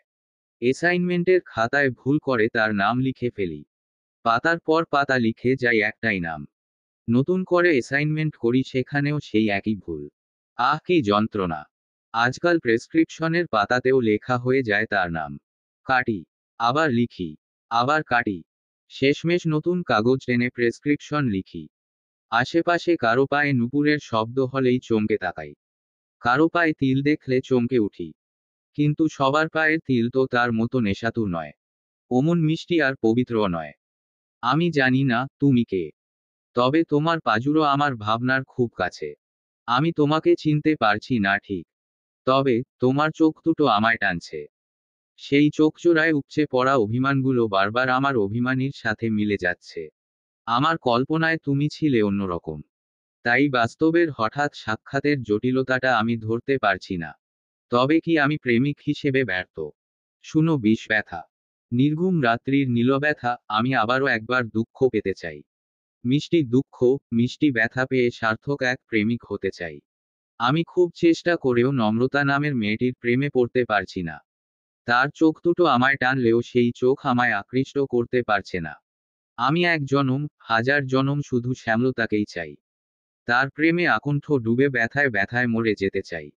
প্রতিটি মুহূর্তে আমি শুধু তার প্রেমেই পড়তে চাই। আগামীকালের সেই দুপুরবেলায় ঘেমে নিয়ে ক্লান্ত হয়ে আমি আমার পরিচিত শ্যামলতাকেই দেখতে চাই। আমার অভিমানীকে কাল ফিরিয়ে দিও প্লিজ। চিঠিটা পড়া শেষ হতেই গাল বেয়ে গড়িয়ে পড়ল 2 ফোঁটা তসতসে জল। ঠোঁটের কোনো ফুটল প্রাপ্তির হাসি। সেই কতদিন পর ফিরে পেল সেই দমবন্ধ করা অনুভূতি। কিশোরী বয়সের অনুভূতিগুলো যৌবনেও কত তাজা, কত মিষ্টি, কত সুন্দর। প্রগাঢ় অনুভূতি নিয়ে বারান্দা পা মুড়ে বসে পড়ল নম্রতা। দেয়ালে ঠেস দিয়ে চোখ বজল। বেলিফুলের তীব্র সুগন্ধটা নাকে আসতেই নম্রতার মনে পড়ল পুরনো এক চিঠির লাইন। তোমার আঙিনা বেলিফুলের গাছে গাছে ভরিয়ে দেব শ্যামলতা। রোজ সকালে মুগ্ধ চোখে সাদা ফুলের রাজ্য দেখবে তুমি, আর আমি দেখব তোমাকে। তোমার সদ্য ঘুম ভাঙা চোখে ল্যাপটে থাকবে কাজল, ঠোঁটে থাকবে নিষ্পাপ হাসি। সেই হাসিটা দেখার জন্য হলেও তোমার জন্য বেলিফুলের রাজ্য বানাবো আমি। সেই রাজ্যের রানী হবে তুমি, শুধুই তুমি। আর কাঁদছিস? নম্রতা চমকে চোখ মেলল। হাসার চেষ্টা করে বলল, কখন এলি? বুঝতেই পারিনি। নীরা ফোড়ন কেটে বলল, স্বপ্নে প্রেমিকের বাহুডোরে আটকে থাকলে আশেপাশের খেয়াল কি আর থাকে শোনা? নম্রতা ভ্রু বাঁকিয়ে বলল, বাজে কথা। নীরা নিঃশব্দে হাসে। তারপর হঠাৎই গম্ভীর মুখভঙ্গি নিয়ে চুপ হয়ে যায়। নীরাকে নীরব হয়ে যেতে দেখে দীর্ঘশ্বাস ফেলল নম্রতা। বেশ রয় সয় প্রশ্ন করল, মন খারাপ? নীরা অবাক হওয়ার চেষ্টা করে বলল, মন খারাপ কেন হবে? নম্রতা কয়েক সেকেন্ড বিস্মিত চোখে তাকিয়ে থেকে বলল, ভাই তুই এত স্বাভাবিক থাকিস কিভাবে? রোবট তো নস। তবুও অনুভূতি শূন্যের মতো ব্যবহার। নীরা হাসল। দেয়ালে ঠেস দিয়ে আকাশের দিকে তাকালো। কিছুক্ষণ চুপ থেকে বলল, বাড়িতে খুব ঝামেলা হচ্ছে। কাকারা খুব বাজে বাজে কথা শোনাচ্ছে ভাইয়া আর মাকে। পুরো পাড়া জুড়ে বিশ্রী একটা খবর ছড়িয়ে গিয়েছে। মা আমাকে খুব দ্রুত মরে যেতে বলেছে। ভাইয়া কথা বলা বন্ধ করে দিয়েছে। কাছের মানুষ, কাছের বন্ধুটি থেকে অপ্রত্যাশিত একটা ধাক্কা জুটেছে। এমন একটা পরিস্থিতিতে আমার কাছে দুটো পথ খোলা আছে নমু। এক, নিজের কপাল চাপড়ে কান্নাকাটি করা, নয়তো সিলিং ফ্যানের সাথে ঝুলে পড়া। দুই, নিজেকে এতটা শক্ত করা যাতে এই বিষবাক্যগুলো প্রতিবেলার খাবারের সাথে খুব সহজেই হজম হয়ে যায়। সমাজের নীতিবাক্যগুলো ছুরির মতো ঢুকতে চাইলেও শরীরের প্রতিরোধে বারবারই ব্যর্থ হয়। আমি দ্বিতীয় অপশনটা চুজ করেছি। এই ব্যথাগুলো হজম করার চেষ্টা করছি। আমি যে পরিবার থেকে বিলং করি সেখানে এত ইমোশন থাকা উচিত নয়। কথাটুকু বলে থামল নীরা। নম্রতার দিকে চেয়ে মৃদু হেসে বলল, আমাদের পৃথিবীতে খুব অন্যায় একটা নিয়ম আছে। সেই নিয়মের সাথেই বেঁধে গিয়েছে আমাদের ভাগ্য। এখানে কারো কারো জীবন থাকে সুখের ফুলে মোড়ানো। এরা কখনো সত্যিকারের দুঃখ সওয়ার সুযোগ পায় না। আবার কারো কারো জীবন থাকে দুঃখ ফুলে মোড়ানো। এরা কখনো সত্যিকারের সুখ ফুলের সন্ধান পায় না। কল্পনায় সুখ ফুলের অবয়ব একেই পার করে দেয় গোটা জীবন। নম্রতা চুপ করে রইল। নীরাও আর কথা বাড়াল না। হঠাৎ করেই নিজস্ব ভাবনায় ডুব দিল। নম্রতা মৃদু কণ্ঠে বলল, অন্তুকে তুই ঘৃণা করিস না নীরু। ছেলেটা তোকে খুব ভালোবাসে বলেই। নীরা তাচ্ছিল্যের হাসি হেসে বলল, অন্তু আমায় ভালো না বাসলেই হয়তো সুখ ফুলের অবয়ব আঁকাটা একটু সহজ হতো। সে জানে ভালোবাসা অর্থ পাওয়া। আর আমি জানি ভালোবাসা অর্থ দেওয়া। আফসোস, অন্তু আমায় ন্যূনতম সম্মানটুকুই দিতে পারল না। নম্রতা ব্যস্ত হয়ে বলল, তুই যেমনটা ভাবছিস তেমনটা কিন্তু নয়। আমি মানছি ও ভুল করেছে। কিন্তু অপরাধটা যতটা ঘৃণ্যভাবে তোর সামনে এসেছে ততটা ঘৃণ্য কিন্তু নয়। অন্তু নিজেকে সামলানোর চেষ্টা করেছিল। মেনে নেওয়ার চেষ্টাও করেছিল সবটা, কিন্তু সেদিন যখন তোর বিয়ের কার্ডের ছবি দেখালি তখন ওর মাথা খারাপ হয়ে যায়। আমি ওকে শান্ত করার জন্যই সত্যটা বলেছিলাম। আমি বলেছিলাম যে তুই ওকে ভালোবাসিস, কিন্তু পরিস্থিতির চাপে সেই ভালোবাসাটা তোয়াক্কা করছিস না। কষ্ট তুইও পাচ্ছিস। তাই ওর উচিত নিজেকে সামলে নেওয়া, যেমনটা তুই সামলে নিচ্ছিস। অন্তু আমার কথা বুঝেছিল। শান্তও হয়েছিল। কিন্তু আমি ঘুণাক্ষরেও চিন্তা করিনি যে ও এমন একটা কাজ করবে। আমি সরি দোস্ত। নীরা অবিশ্বাস্য দৃষ্টিতে তাকিয়ে থেকে বলল, তোকে আমি বিশ্বাস করেছিলাম নমু। নম্রতা অসহায় কণ্ঠে বলল, ভুল বুঝিস না প্লিজ। আমি তোকে হার্ট করতে চাইনি। আর না অন্তু চেয়েছিল। অন্তু তোর হবু বরের অফিসে গিয়েছিল। সেখানে গিয়ে ভদ্রলোককে খুবই নম্রভাবে বুঝিয়েছে সে তোকে ভালোবাসে। আর তুইও ওকে ভালোবাসিস। পরিবারের চাপে বিয়েটা তোকে বাধ্য হয়েই মেনে নিতে হচ্ছে। প্রমাণ হিসেবে আমাদের একটা গ্রুপ ছবি দেখিয়েছে যেখানে তুই আর অন্তু পাশাপাশি দাঁড়িয়ে আছিস। আরেকটা ছবি দেখিয়েছে যেখানে অন্তুর কাঁধে হাত রেখে হাস্যোজ্জ্বল মুখে দাঁড়িয়ে আছিস তুই। দুটোই গ্রুপ ফটো ছিল। তোর নামে বাজে কিছু বলা তো দূর, তোর এক্সট্রা কোনো ছবি পর্যন্ত দেখায়নি ও। অন্তু আমাদের বন্ধু নীরু। তুই একটাবার চিন্তা করে দেখ অন্তু, নাদিম, রঞ্জন এমন কিছু করতে পারে যার জন্য আমাদের সাফার করতে হবে? কখনো করেছিল এমন কিছু? ওই হারামি ব্যাটা তার আর তোর ফ্যামিলিকে কি আলতু ফালতু বুঝিয়েছে আল্লাহ জানে। আজকালকার যুগেও যে এমন থার্ড গ্রেড মানসিকতার মানুষ থাকতে পারে তা ভেবেই অবাক হচ্ছি আমি। নীরা দাঁতে দাঁত চেপে বলল, এত ভালোবাসা দেখাতে কে বলেছিল তোদের? বিয়েটা আমি নিজের ইচ্ছেই করছিলাম নমু। অন্তু কাজটা যেভাবেই করুক ফলাফল তো একই, তাই না? নম্রতা হতাশ চোখে তাকালো। ব্যর্থ নিঃশ্বাস ফেলে ঘাড়টা হালকা কাত করল। বলল, নিজের ভালোবাসা পাওয়ার জন্য শেষ চেষ্টা করার অধিকার তো সবার আছে নীরু। অন্তু তোর বন্ধু বলে তার থেকে তুই হাই লেভেলের কিছু এক্সপেক্ট করতে পারিস না। যে ছেলেটা চারটা বছর থেকে তোর জন্য অপেক্ষা করছে তার কাছে সবকিছু মুখ বুজে সহ্য করে নেওয়ার ক্ষমতা আশা করলে তো চলবে না। তুইও জানিস অন্তুর রাগ বরাবরই বেশি। ও যে রাগের মাথায় কিছু। নীরা ফুঁসে উঠে বলল, তাহলে তুই কি বলতে চাইছিস? অন্তু আমার সাথে যা করেছে তা কম হয়ে গিয়েছে। তুলে নিয়ে ধর্ষণ করলে পারফেক্ট কিছু হতো। অথবা অ্যাসিডে ঝলসে দেওয়াটাই এক্সপেক্ট করছিলি তুই? নম্রতা প্রত্যুত্তরে কিছু বলার আগেই উঠে চলে গেল নীরা। নম্রতা হতাশ দৃষ্টিতে চেয়ে রইল। নীরার ক্ষতি সে উপলব্ধি করতে পারছে। তাই বলে অন্ধভাবে অন্তুকে ঘৃণা করাটাও তো ঠিক হচ্ছে না নীরার। ছেলেটা ওকে ভালোবাসে বলেই তো কথাগুলো ভেবে দীর্ঘশ্বাস ফেলল নম্রতা। রাত গড়িয়ে সকাল হতেই অস্থিরতা বেড়ে গেল নম্রতার। ভার্সিটি যাওয়ার সময়টুকু বিছানায় এপাশ ওপাশ করে কাটিয়ে দিল। ক্লাস, আড্ডা সবই যেন উবে গেল আজ। টলমলে আবেগ নিয়ে চিঠি লিখল। পছন্দ না হওয়ায় অসংখ্যবার কেটেকুটে ছুঁড়ে ফেলল মেঝেতে। আবার লিখল। ফ্লোরটা নীল কাগজে ভরিয়ে ফেলে ক্লান্ত শরীরটা এলিয়ে দিল বিছানায়। আকাশে সূর্যের তেজ বাড়তেই বিছানার নিচে থাকা লাগেজ ঘেটে লাল পেরে সাদা শাড়ি খুঁজে বের করল নম্রতা।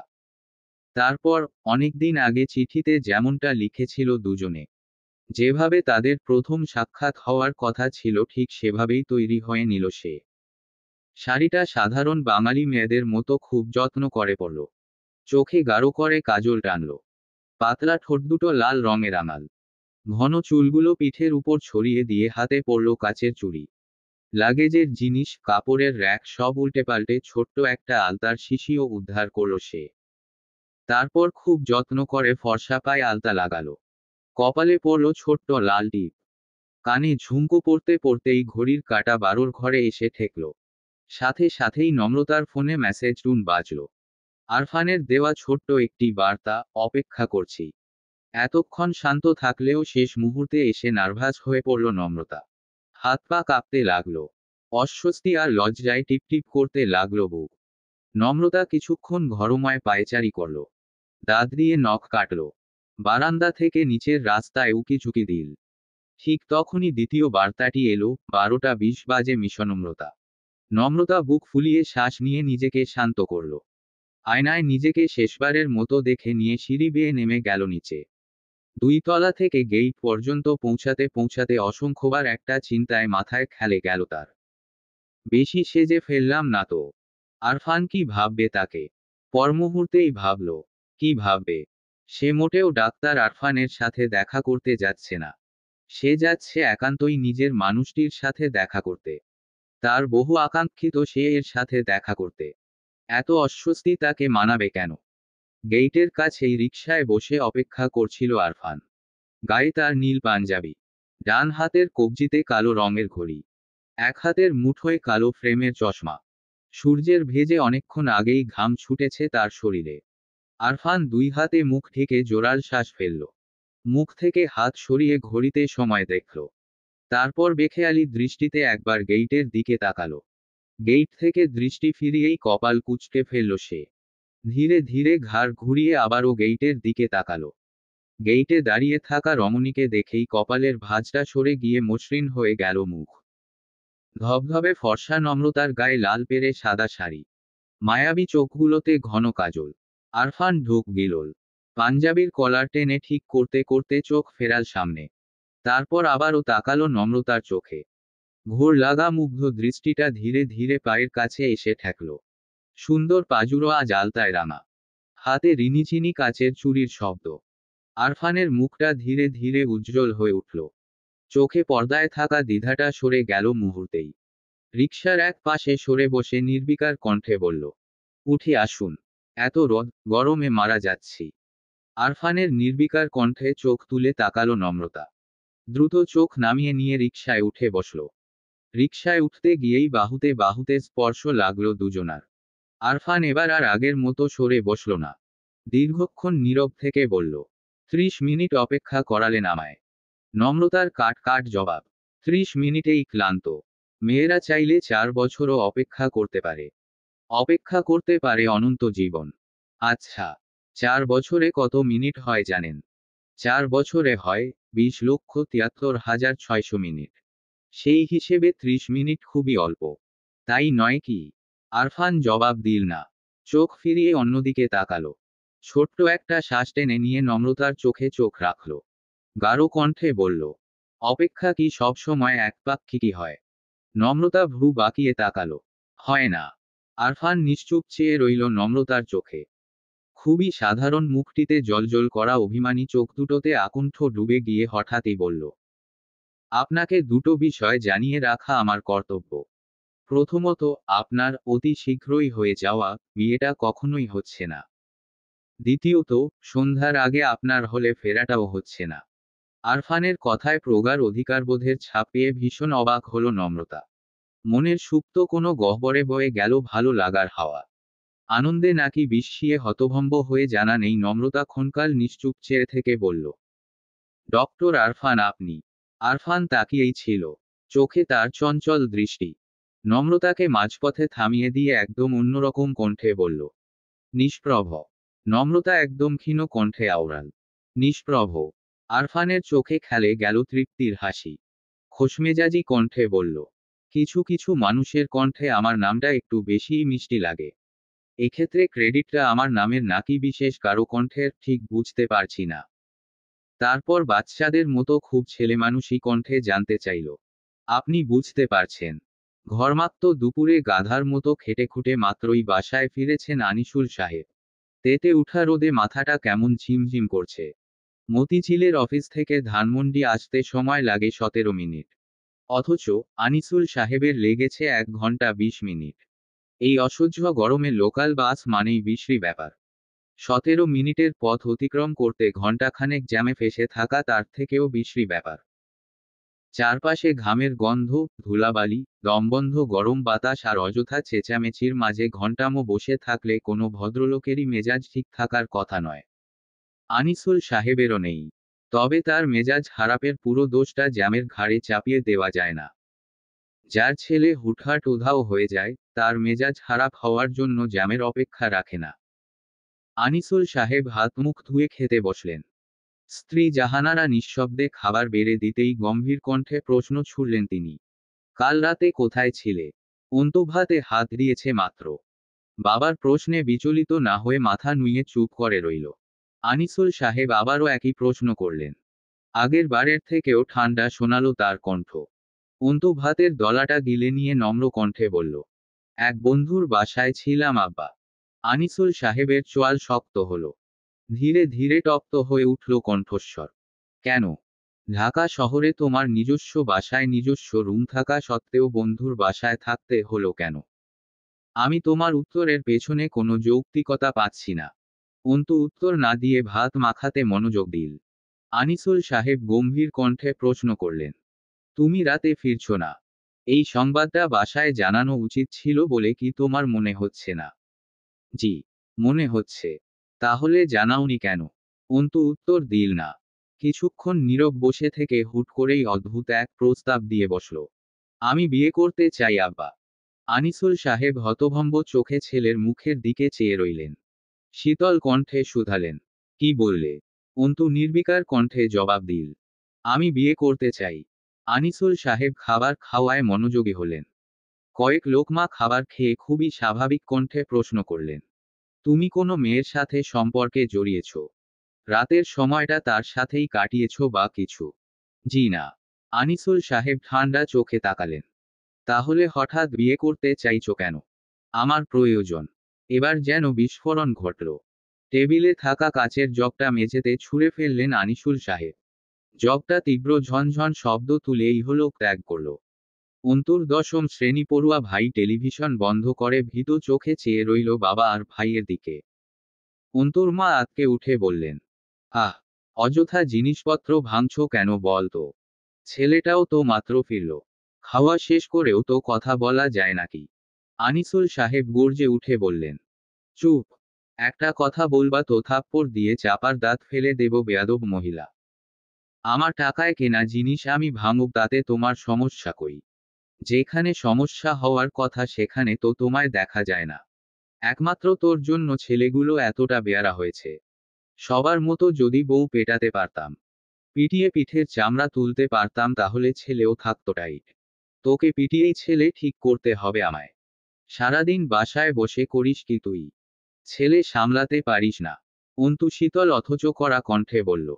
আম্মাকে তুইতকারি করবেন না আব্বা। যা বলার আমাকে বলুন। আম্মা, ঘরে যাও। আনিসুল সাহেবের রাগ এবার আকাশ ছুল। গর্জন করে বললেন, তোকে বলবো, কয় দিনের পোলা হইছিস তুই? বিয়ে করবি, প্রয়োজন দেখাস। এই তুই রোজগার করিস, নিজেই তো আমার ঘাড়ে বসে খাচ্ছিস। বউরে খাওয়াবি কি? নিজের রক্ত পানি করে তোদের সখাল্লাদ পূরণ করছি, আর তোরা ভার্সিটির নামে মেয়েবাজি করে বেড়াস। দেবদাস হইতে চাস? ওই হারামজাদা, তোর বাপের কি জমিদারি আছে যে দেবদাস হবি তুই? তোর বাপের কেরানির চাকরিতে দেবদাসগিরিও ফুটবো না হারামির বাচ্চা। অযথা গালাগালি করবেন না আব্বা। সামান্য বিয়ে করা নিয়ে এত হট্টগোল করার কিছু নেই। এটা সামান্য। এই বাচ্চা, তুই আমারে শিখাবি কোনটা সামান্য আর কোনটা জঘন্য। সামান্য কেরানির চাকরি করে পরিবারটাকে এই জায়গায় টেনে এনেছি আমি। নিজের শখ আহ্লাদ ভুলে তোদের আহ্লাদ পূরণ করেছি। ভালো স্কুল কলেজে পড়িয়েছি। যখন যা চেয়েছিস সব দিয়েছি। লোন নিয়ে বাইক কিনে দিয়েছি। তার বিনিময়ে চেয়েছি ছেলেগুলো ভালো করে পড়াশোনা করুক, প্রতিষ্ঠিত হোক, সমাজে একটু মাথা উঁচিয়ে দাঁড়াই। আর তোরা বিয়ে করবি, বিয়ে করে ফুটানি দিয়ে ঘুরবি। বেয়াদব, বিয়ে করে বউকে খাওয়াবি কি তুই শুয়ে বাচ্চা? সেটা আমার ব্যাপার আব্বা। আমার বউয়ের দায়িত্ব আমার। আপনার দায়িত্ব বিয়ের প্রস্তাব নিয়ে যাওয়া। নিয়ে যাবেন ব্যাস। তোর দায়িত্ব, জীবনে এক টাকা রোজগার করছিস, টাকা কামাইতে কত কষ্ট বুঝিস। পৃথিবীটা এতই সোজা। সিনেমা পাইছিস? আমার বাড়িতে থেকে এসব সিনেমা চলবে না। এতদূর পড়াশোনা করানোর পর তুই বাসের কন্ট্রাক্টরগিরি করে ভাত খেতে চাস? তোর চাকরির ন্যূনতম যোগ্যতা আছে। অন্তু উত্তর দিল না। আনিসুল হক নিজেকে শান্ত করার চেষ্টা করে বললেন, আজকের পর বিয়েটির কোনো কথা যেন আমার বাড়িতে না উঠে। আর ওই নীরা মেয়েটার আশেপাশেও যেন তোমায় না দেখি। অন্তু চমকে তাকালো। বাবার তো নীরার ব্যাপারটা জানার কথা নয়। অন্তু বলেনি, তাহলে? প্রশ্নটা করতে গিয়েও চুপ করে রইল অন্তু। আনিসুল হক খানিক চুপ থেকে বললেন, এসব ফালতু বন্ধু বান্ধবের কোনো প্রয়োজন নেই। এসব নষ্ট ছেলেপুলের সাথে এত মাখামাখি কিসের তোমার? সব বাউন্ডুলে বন্ধু জুটিয়েছ তুমি। সব কয়টা বেয়াদব। সেদিন হসপিটালের সামনে তোমার এক বন্ধুকে দেখলাম, গিটার নিয়ে ঘুরে যে ছেলেটা। হসপিটালের সামনে দাঁড়িয়ে সিগারেট টানছিল। আমাকে দেখে সিগারেট ফেলার প্রয়োজনটুকু বোধ করল না। সিভিলাইজেশনও বলে তো একটা কথা আছে নাকি? অন্তু উঠে দাঁড়াতে দাঁড়াতে বলল, আপনি মেইন পয়েন্ট থেকে সরে যাচ্ছেন আব্বা। আলোচনাটা আমাকে নিয়ে হচ্ছিল, আমার বন্ধুদের সিভিলাইজেশনও নিয়ে নয়। ক্ষুব্ধ আনিসুল সাহেব হাতের প্লেট ঠেলে উঠে দাঁড়ালেন। হুট করেই চর বসালেন তার জোয়ান ছেলের গালে। রাগে টলমল কণ্ঠে বললেন, আজকাল মুখে মুখে কথা বলাও শিখে গিয়েছ তুমি। ওইসব বেয়াদবদের সাথে থেকে থেকেই বুঝি এই অধঃপতন। ছেলেকে চর মারতে দেখেই আঁতকে উঠলেন জাহানারা। দৌড়ে স্বামীর কাছে গেলেন। ডান বাহুটা টেনে ধরে বললেন, কি করছো? এতবড় জোয়ান ছেলের গায়ে কেউ হাত তুলে? মাথাটা শান্ত করো। ওর। জাহানার কথার মাঝপথেই গম্ভীর কণ্ঠে ঘোষণা করল অন্তু, বিয়েটা আমি করছি আব্বা। কথাটা কানে পৌঁছানোর সাথে সাথেই জাহানারার গালে দানবীয় এক চর বসালেন আনিসুল সাহেব। আকস্মিক চরে টেবিলের ওপর ছিটকে পড়লেন জাহানারা। হতভম্ব চোখে স্বামীর দিকে তাকালেন। চোখ দুটো টলমল করছে তার। পরিস্থিতিটা কেমন অবিশ্বাস্য দুঃস্বপ্ন ঠেকেছে। ক্ষুব্ধ আনিসুল সাহেব কিছু বলার আগেই আরও একবার বিস্ফোরণ ঘটল ঘরে। অন্তু সামনে থাকা চেয়ারটা মাথায় তুলে ছুঁড়ে ফেলল দূরে। চেয়ারের আঘাতে ভেঙে টুকরো হলো বসার ঘরে থাকা 21 ইঞ্চির টেলিভিশন সেট। অয়ন লাফিয়ে সরে দাঁড়ালো। ভয় কেমন কুঁকড়ে গিয়েছে সে। ওয়ার্ড্রোবের উপর থাকা ফুলদানিটাও তুমুল শব্দ তুলে ভাঙল। ভাঙল এক দুটো কাচের গ্লাস। নিস্তব্ধ ঘরটিতে মুহূর্তেই বয়ে গেল সরব এক ধ্বংসযজ্ঞ। অন্তু লাল চোখে বাবার দিকে তাকালো। প্রচণ্ড ক্রোধে কাঁপছে তার শরীর। আম্মার গায়ে হাত তোলার সাহস করবেন না আব্বা। সমস্যা আমার সাথে, আম্মার সাথে না। তুই আমাকে ধমকি দিচ্ছিস? এত বড় সাহস? বের হ আমার বাড়ি থেকে। এই মুহূর্তে বের হবি। তোর মতো নালায়েক বেয়াদব ছেলে আমার প্রয়োজন নেই। আপনার বাড়িতে থাকার ন্যূনতম ইচ্ছে আমার নেই। বিয়ের প্রস্তাব যদি নিয়ে যেতে পারেন তো বাড়িতে ফিরব, নয়তো এই বাড়ির ছায়াও মারাব না আর। আম্মা, তোমার বরকে বলে দিও বিয়েটা আমি এই মাসের মধ্যেই করতে চাই। আর তা না হলে ছেলের কথা ভুলে যাও। আর এটাও বলে দিও তোমার দুই ছেলের একটাও এখন বাচ্চা নাই। আম্মার গায়ে হাত উঠলে সেই হাত ভেঙে গুঁড়ো করতে দ্বিতীয়বার সে ভাববে না। কথাটা বলে এক মুহূর্ত দাঁড়ালো না অন্তু। সামনে থাকা ছোট্ট টোলটা লাথি দিয়ে প্রচণ্ড শব্দ তুলে বাসা থেকে বেরিয়ে গেল। আনিসুল সাহেব হতভম্ব চোখে ছেলের যাওয়ার দিকে চেয়ে আছে। চোখে মুখে ফুটে উঠেছে অবিশ্বাস। ছেলের এমন রূপ দেখে বাবা হিসেবে ভেতরটা জ্বলে যাচ্ছে তার। এই দীর্ঘ জীবনে সংসারের পেছনে দেওয়া শত শত বলিদান চোখের সামনে ভাসছে তার। মাথার ঘাম পায়ে ফেলে রক্ত পানি করে কাদের জন্য করেছেন এসব? কাদের জন্য করেছেন এত ত্যাগ, এত পরিশ্রম? আনিসুল সাহেবের চোখ ফেটে জল গড়াতে চায়। কিন্তু অনেক বছরের শক্তপোক্ত বেড়িবাঁধ বেরোনোর সাহস তাদের হয় না। জল গড়ায় না। চোখ দুটো রক্তিম থেকে রক্তিম হয়ে উঠে ক্ষণে ক্ষণে। বড় ভাইয়ের ধ্বংসলীলা দেখে ভীত সন্ত্রস্ত হয়ে বাবার দিকে চেয়ে আছে অয়ন। বাবা নিশ্চয় ভাইয়ের রাগ মেটাতে তাকেই বেদারম মারবে এখন। মাকেও কি মারবে? অয়নের পিকনিকে যাওয়াটাও বুঝি ক্যান্সেল হবে। এত কিছুর পর বাবার কাছে টাকা চাওয়ার সাহস কি অয়নের হবে? সাহস দেখিয়ে বাবাকে বললেই কি বাবা দিবে? অয়ন জানে, দিবে না। কখনোই দিবে না। অয়নের কান্না পেয়ে যাচ্ছে। ভাইয়ের প্রতি তার প্রচণ্ড অভিমান হচ্ছে। রাগ হচ্ছে বাবার প্রতিও। বাবা কেন মারল মাকে? প্রচণ্ড গরম। গাছগাছালিতে ঝকঝকে উত্তপ্ত রোদ। রোদের তাপে নুয়ে পড়েছে গাছের কচি পাতা। তেতে উঠেছে ঘাস, পিচ ঢালা রাস্তাঘাট। বিশ্ববিদ্যালয়ের সামনে মানিক মামার চায়ের স্টল। পাশাপাশি দুটো কাঠের বেঞ্চ রেখে বিরস মুখে চা বানাচ্ছেন তিনি। গরমের দুপুরে চায়ের খদ্দর কম। নাদিম দুই বেঞ্চের একটিতে বসে সিগারেট টানছে। কালচে ঠোঁট জোড়ায় জ্বলন্ত সিগারেটটা চেপে ধরে মোহনীয় এক সুর তুলেছে গিটারে। এমন সময় কোথা থেকে ছুটে এলো ছোঁয়া। নাদিমের পাশে ধপ করে বসে পড়ে রুমালে মুখ মুছল। হাত দিয়ে চোখ আড়াল করার চেষ্টা করে বলল, উফ, এত রোদ, শরীর জ্বলছে। নাদিমের গিটারে ছন্দপতন হলো। চূড়ান্ত বিরক্ত হয়ে বলল, তা তুই তোর মাখনের অঙ্গ নিয়া রইদে বাড়াইছিস কেন? ফ্রিজে ঢুইকা বসে থাকতে পারলি না? শরীর জ্বলছে। বা খারাপ কথা আইসা গেছিল মুখে। দূরে গিয়া বসো, হারামি। ছোঁয়া মুখ ফুলিয়ে তাকালো। ব্যাগ থেকে মিনারেল ওয়াটার বের করে গলা বেজাল। তারপর কৌতূহলী কণ্ঠে বলল, রঞ্জন কই রে? ক্লাসও তো করেনি আজ। রঞ্জন জাহান্নামে গেছে। ডিপার্টমেন্টের ছাদ থেকে লাফ দিয়ে তুইও জাহান্নামে চলে যাবইন।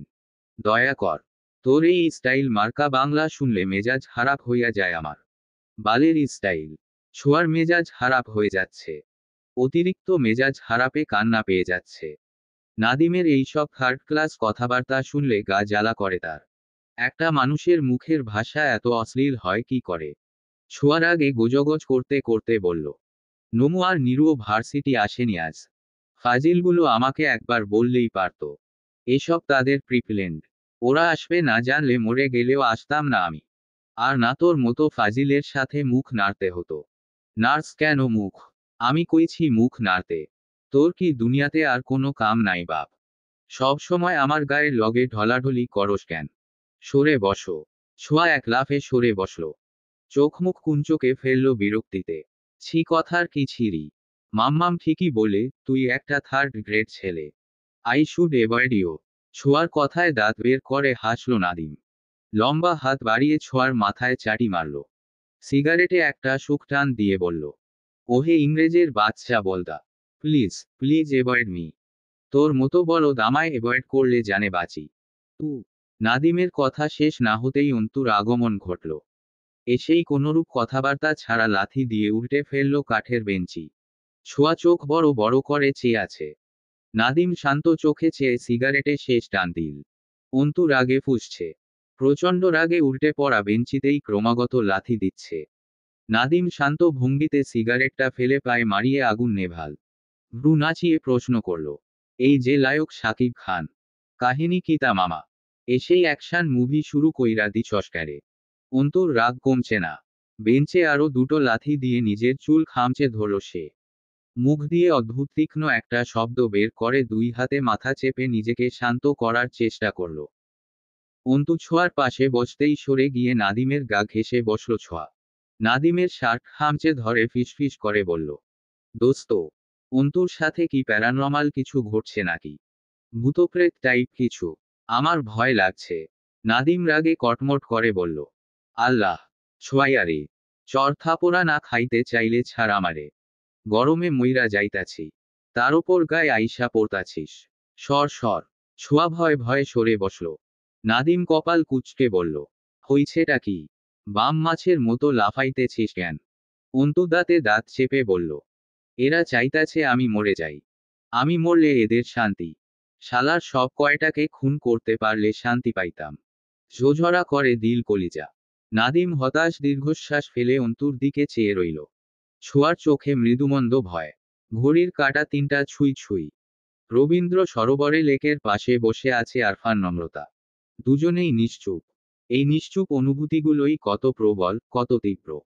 নিঃশ্বাসের শব্দগুলো যেন এক একটা বার্তা। অপ্রকাশিত কিছু অভিমান। বিকালের তেরছা আলো এসে পড়ছে লেকের জলে। চিকচিক করছে টলটলে পানি।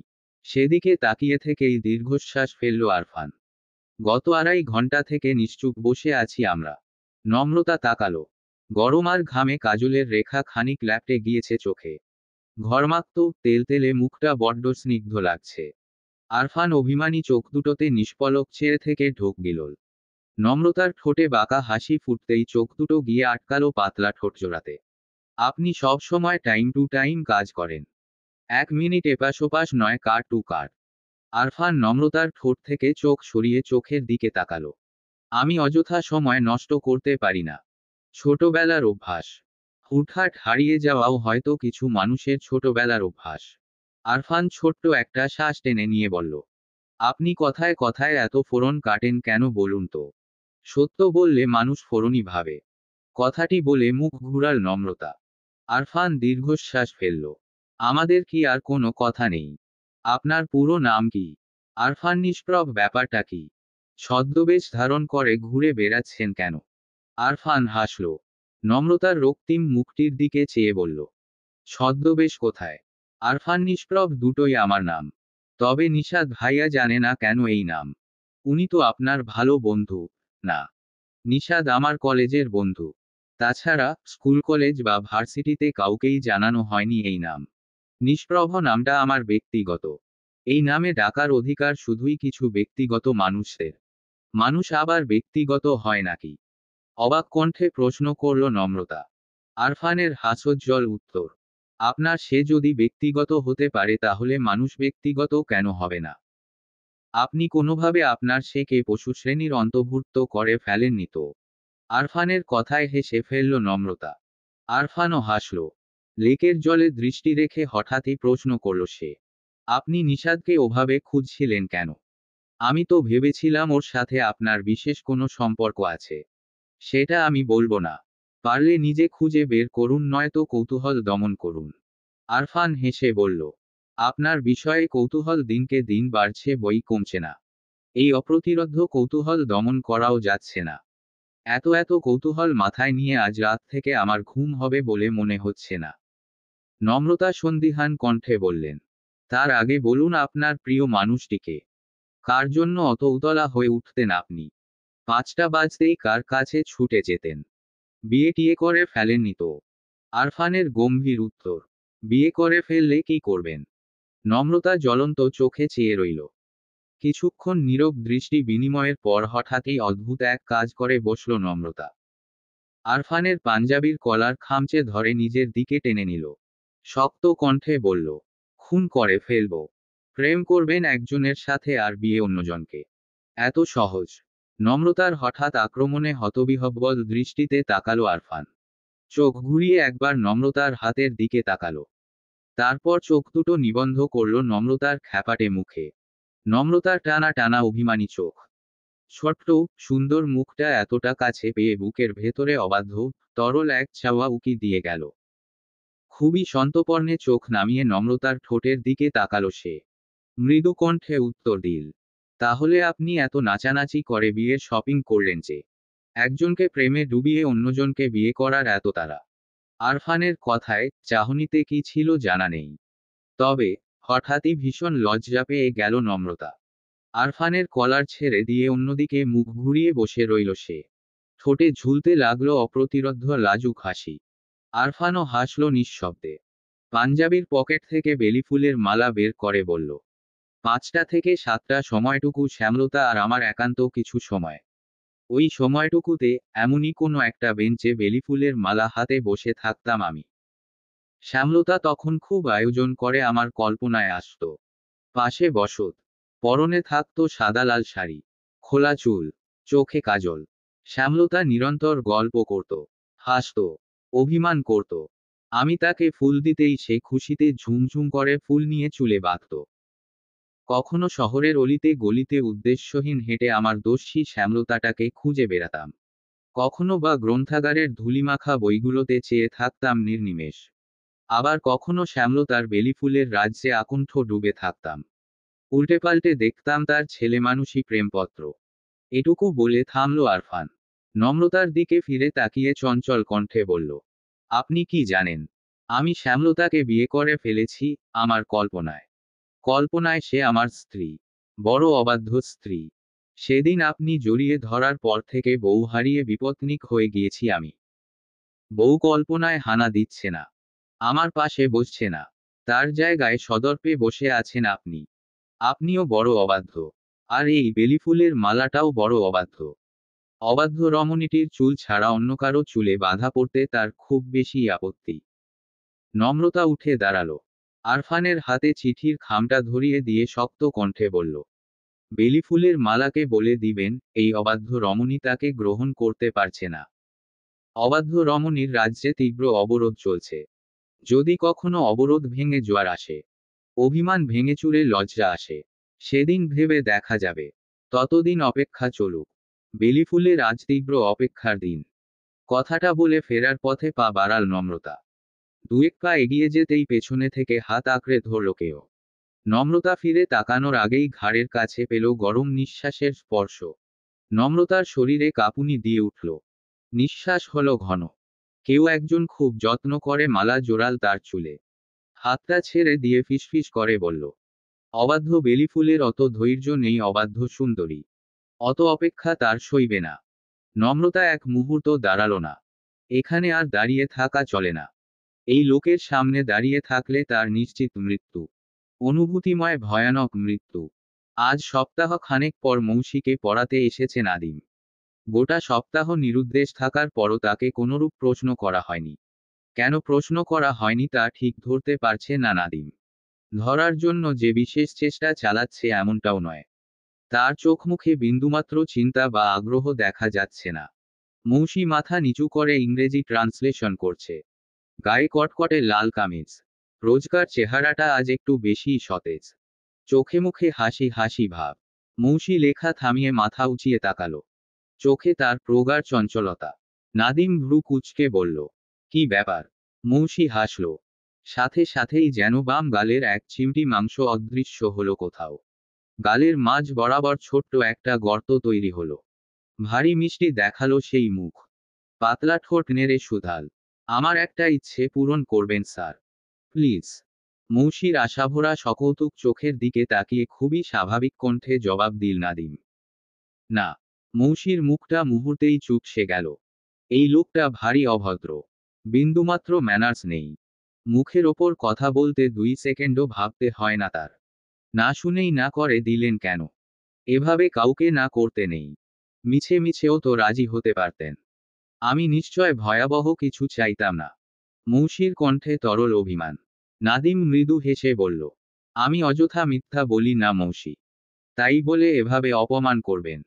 অপমান করলাম নাকি? করলেনই তো। অ্যাটলিস্ট ইচ্ছেটা জিজ্ঞেস করতে পারতেন। নাদিম দীর্ঘশ্বাস ফেলে বলল, তোমার ইচ্ছে শোনার ইচ্ছে আমার হয়নি বলেই জিজ্ঞেস করিনি। নিজের ইচ্ছেকে গুরুত্ব না দিয়ে অন্যের ইচ্ছেকে গুরুত্ব দেওয়া আমার পছন্দ নয়। মৌসির মুখের অন্ধকার কেটে গেল। বই খাতা গুছিয়ে রেখে উৎসাহী কণ্ঠে বলল, আজ পড়ব না, শিখব। নাদিম ভ্রু কুঁচকাল। কি শিখবে? বই খাতা বন্ধ করে রাখলে শিখবে কিভাবে? নাদিমের প্রশ্নে খুশি হয়ে গেল মৌসি। উজ্জ্বল মুখে বলল, বই খাতা দিয়ে হবে না, প্র্যাকটিক্যালি শিখব। মানে? মৌসি দ্রুত হাতে টেবিলের ড্রয়ার খুলল। ড্রয়ার থেকে সাদা কাগজে মোড়ানো একটি সিগারেটের প্যাকেট আর দেশলাই বের করল। মৌসির ড্রয়ারে সিগারেট আর দেশলাই দেখে অবাক হলো নাদিম। কৌতূহলী চোখে দেখতে লাগলো মৌসির অদ্ভুত সব কর্মকাণ্ড। মৌসি একটা সিগারেট বের করে উল্টো করে মুখে দিল। সিগারেটের প্যাকেটটা নাদিমের দিকে বাড়িয়ে দিয়ে বলল, সিগারেট খাওয়া শিখব। নিবেন স্যার? আপনার পছন্দের সিগারেট। বেনসন। এক প্যাকেটে 280 টাকা নিয়েছে। দামটা ঠিক আছে। নাদিম সিগারেট নিল না, তবে জবাব দিল, হ্যাঁ, দাম ঠিক আছে। আমার হাতে সিগারেট দেখে অবাক হচ্ছেন না, স্যার? একদমই হচ্ছি না তা নয়। তবে যতটুকু হয়েছি ততটুকুও হওয়া উচিত হয়নি। মেয়েদের হাতে সিগারেট থাকাটা অবাক হওয়ার মতো কিছু নয়। অনেক মেয়েই সিগারেট খায়। মৌসি একটু অসন্তুষ্ট হলো। মুখ থেকে সিগারেটটা সরিয়ে শক্ত কণ্ঠে বলল, সব মেয়ের সাথে আমার তুলনা করবেন না। আমি সব মেয়েদের মতো নই। সিগারেটের প্যাকেটটা আমি আপনার জন্য কিনেছি। আপনি কি আমার সামনে বসে একটা সিগারেট খাবেন? না। মৌসির চোয়াল শক্ত হলো। নাদিমের মুখে স্থির দৃষ্টি রেখে বলল, আপনার জন্য সিগারেটের প্যাকেট কিনেছি বলে কি আপনার মনে হচ্ছে আমি আপনার প্রেমে পড়েছি? নাদিম হাসল। মৌসি কড়া কণ্ঠে জবাব দিল, হাসবেন না। আমি আপনার প্রেমে পড়েছি এমন ভুল ধারণাও রাখবেন না। সেদিন আপনাকে সিগারেট খেতে দেখে হঠাৎই সিগারেট কিনতে মন চাইল। আমি এমনই একটি প্যাকেট ড্রাইভারকেও গিফট করেছি। এটা বড় কোনো ব্যাপার না। মৌসির রূঢ় কথার কোনটিই নাদিমকে তীব্র আঘাত হানল বলে মনে হলো না। মৌসি বিরক্ত চোখে চেয়ে রইল। নাদিম ফোন হাতে উঠে দাঁড়ালো। অত্যন্ত দায়সারা কণ্ঠে বলল, তুমি নিজেই নিজেকে ডিসক্লোজ করছো মৌসি। তুমি কাকে কি গিফট দিচ্ছ আর কাকে দিচ্ছ না তাতে আমার বিন্দুমাত্র আগ্রহ নেই। বিশ্ববিদ্যালয় চত্বরে প্রয়োজনে বা অপ্রয়োজনে দামি গাড়ি নিয়ে ছায়ার মতো কাকে লক্ষ্য করে বেড়াচ্ছ তাতেও আমার আগ্রহ নেই। আমার আগ্রহ খুবই সীমিত। আমার সীমিত আগ্রহে তুমি বা তুমি সম্পর্কিত কোনো ব্যাপার নেই। মৌসি মাথা নিচু করে ফেলল। খুবই সুনিপুণভাবে ধরা পড়ে গিয়েছে সে। দূর থেকে নাদিমের আড্ডা মহলে নির্নিমেষ তাকিয়ে থাকার ব্যাপারটা খুবই নগ্নভাবে জেনে গিয়েছে নাদিম। খেয়ালও করেছে। লজ্জায় আর অপমানে ভেতরটা টলমল করছে তার। মৌসির গলা দিয়ে কোনো কথা বেরুচ্ছে না। বহু কষ্টে বলল, আপনি কাল আসবেন না, স্যার? নাদিম তীব্র বিতৃষ্ণা নিয়ে বলল, আমি অভদ্র মেয়েদের ঠিক সহ্য করতে পারি না মৌসি। মৌসির টলমলে চোখ দুটোতে এবার বর্ষণ হলো। আত্মসম্মানের এমন রূঢ় বলিদানে টলমল করছে তার বুক। প্রচণ্ড রাগে জ্বলে যাচ্ছে শরীর। নাদিমের এই মুখের ওপর কথা বলে দেওয়ার স্বভাবটাই একসময় অসহ্য লাগতো মৌসির। রাগ লাগতো, বিরক্ত লাগতো। দুর্ভাগ্যবশত আজ নাদিমের এই স্বভাবটার জন্যই তাকে এত ভালোবাসে মৌসি। নাদিম সব সময় কেন এত অবহেলা করে তাকে? 2 টাকার দামও দেয় না। মৌসি কি এতটাই তুচ্ছ? টাকা পয়সা, সৌন্দর্য কোনো কিছুতেই পিছিয়ে নেই মৌসি। তবুও কেন এত বিরাগ নাদিমের? এই মৌসি লুকিয়ে চুরিয়ে নাদিমকে দেখে। তার সিগারেট খাওয়ার মতো তুচ্ছ স্বভাবটাতেও ভাবনাতীত মুগ্ধ হয়। মেয়ে বান্ধবীরা তাকে একটুখানি ছুঁয়ে দিলেই কেঁদে ভাসায়, এসব কি চোখে পড়ে না নাদিমের? মৌসির মতো অত আয়োজন করে কেউ কি ভালোবাসতে পারবে তাকে? তবু নাদিম উদাসীন। আচ্ছা, আর কি চাই নাদিম? নাদিমের চাহিদাটা মৌসির মাঝেই কেন নেই? 8 ঘন্টা হলো হাসপাতাল থেকে বাসায় ফিরেছে আরফান। গায়ে তার 1000 টন ক্লান্তি। গত 3 দিন ভয়ানক ব্যস্ততায় সময় কেটেছে তার। নম্রতার সাথে যোগাযোগটাও হয়ে ওঠেনি। যোগাযোগটা মূলত আরফান ইচ্ছে করেই করেনি। আরফান নম্রতাকে সময় দিতে চায়। একটু সময় তার নিজেরও প্রয়োজন। একটা সম্পর্ক এগিয়ে নিতে যে মানসিক বোঝাপড়াটা দরকার তা এখনো গড়ে ওঠেনি তাদের। আরফান বাইরের পোশাক গায়েই বিছানায় গায়ে দিল। পুরো ঘরে বেলিফুলের সুবাস। জানালার ভারী পর্দা ভেদ করে আসছে শরতের শিরশিরে বাতাস। চাঁদের আলোয় চকচক করছে থোকা থোকা বেলিফুলের রাজ্য। সেই রাজ্যে মুহূর্তেই উদয় হলো শ্যামলতা। সেই লাল পেরে সাদা শাড়ি। আলতা রাঙা খালি পায়ে পায়েল বাজছে। বেলি ফুলের সৌরভে ভরে আছে তার শরীর। দুচোখে তীব্র অভিমান নিয়ে চিঠির কথাগুলোই আওড়ে চলেছে পাতলা সুন্দর ঠোঁট নেড়ে। শুনো, আজ আমার মনটা খুব খারাপ। এই মনটা খারাপ ছিল দীর্ঘ 4 বছর।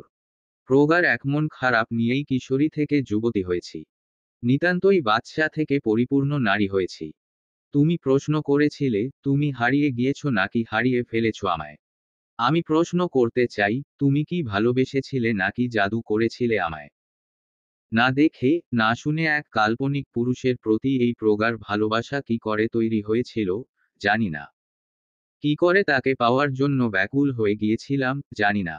হয়তো কিশোরী ছিলাম বলেই। তুমি একবার বলেছিলে কিশোরীরা খুব যত্ন করে চিঠি লিখতে পারে।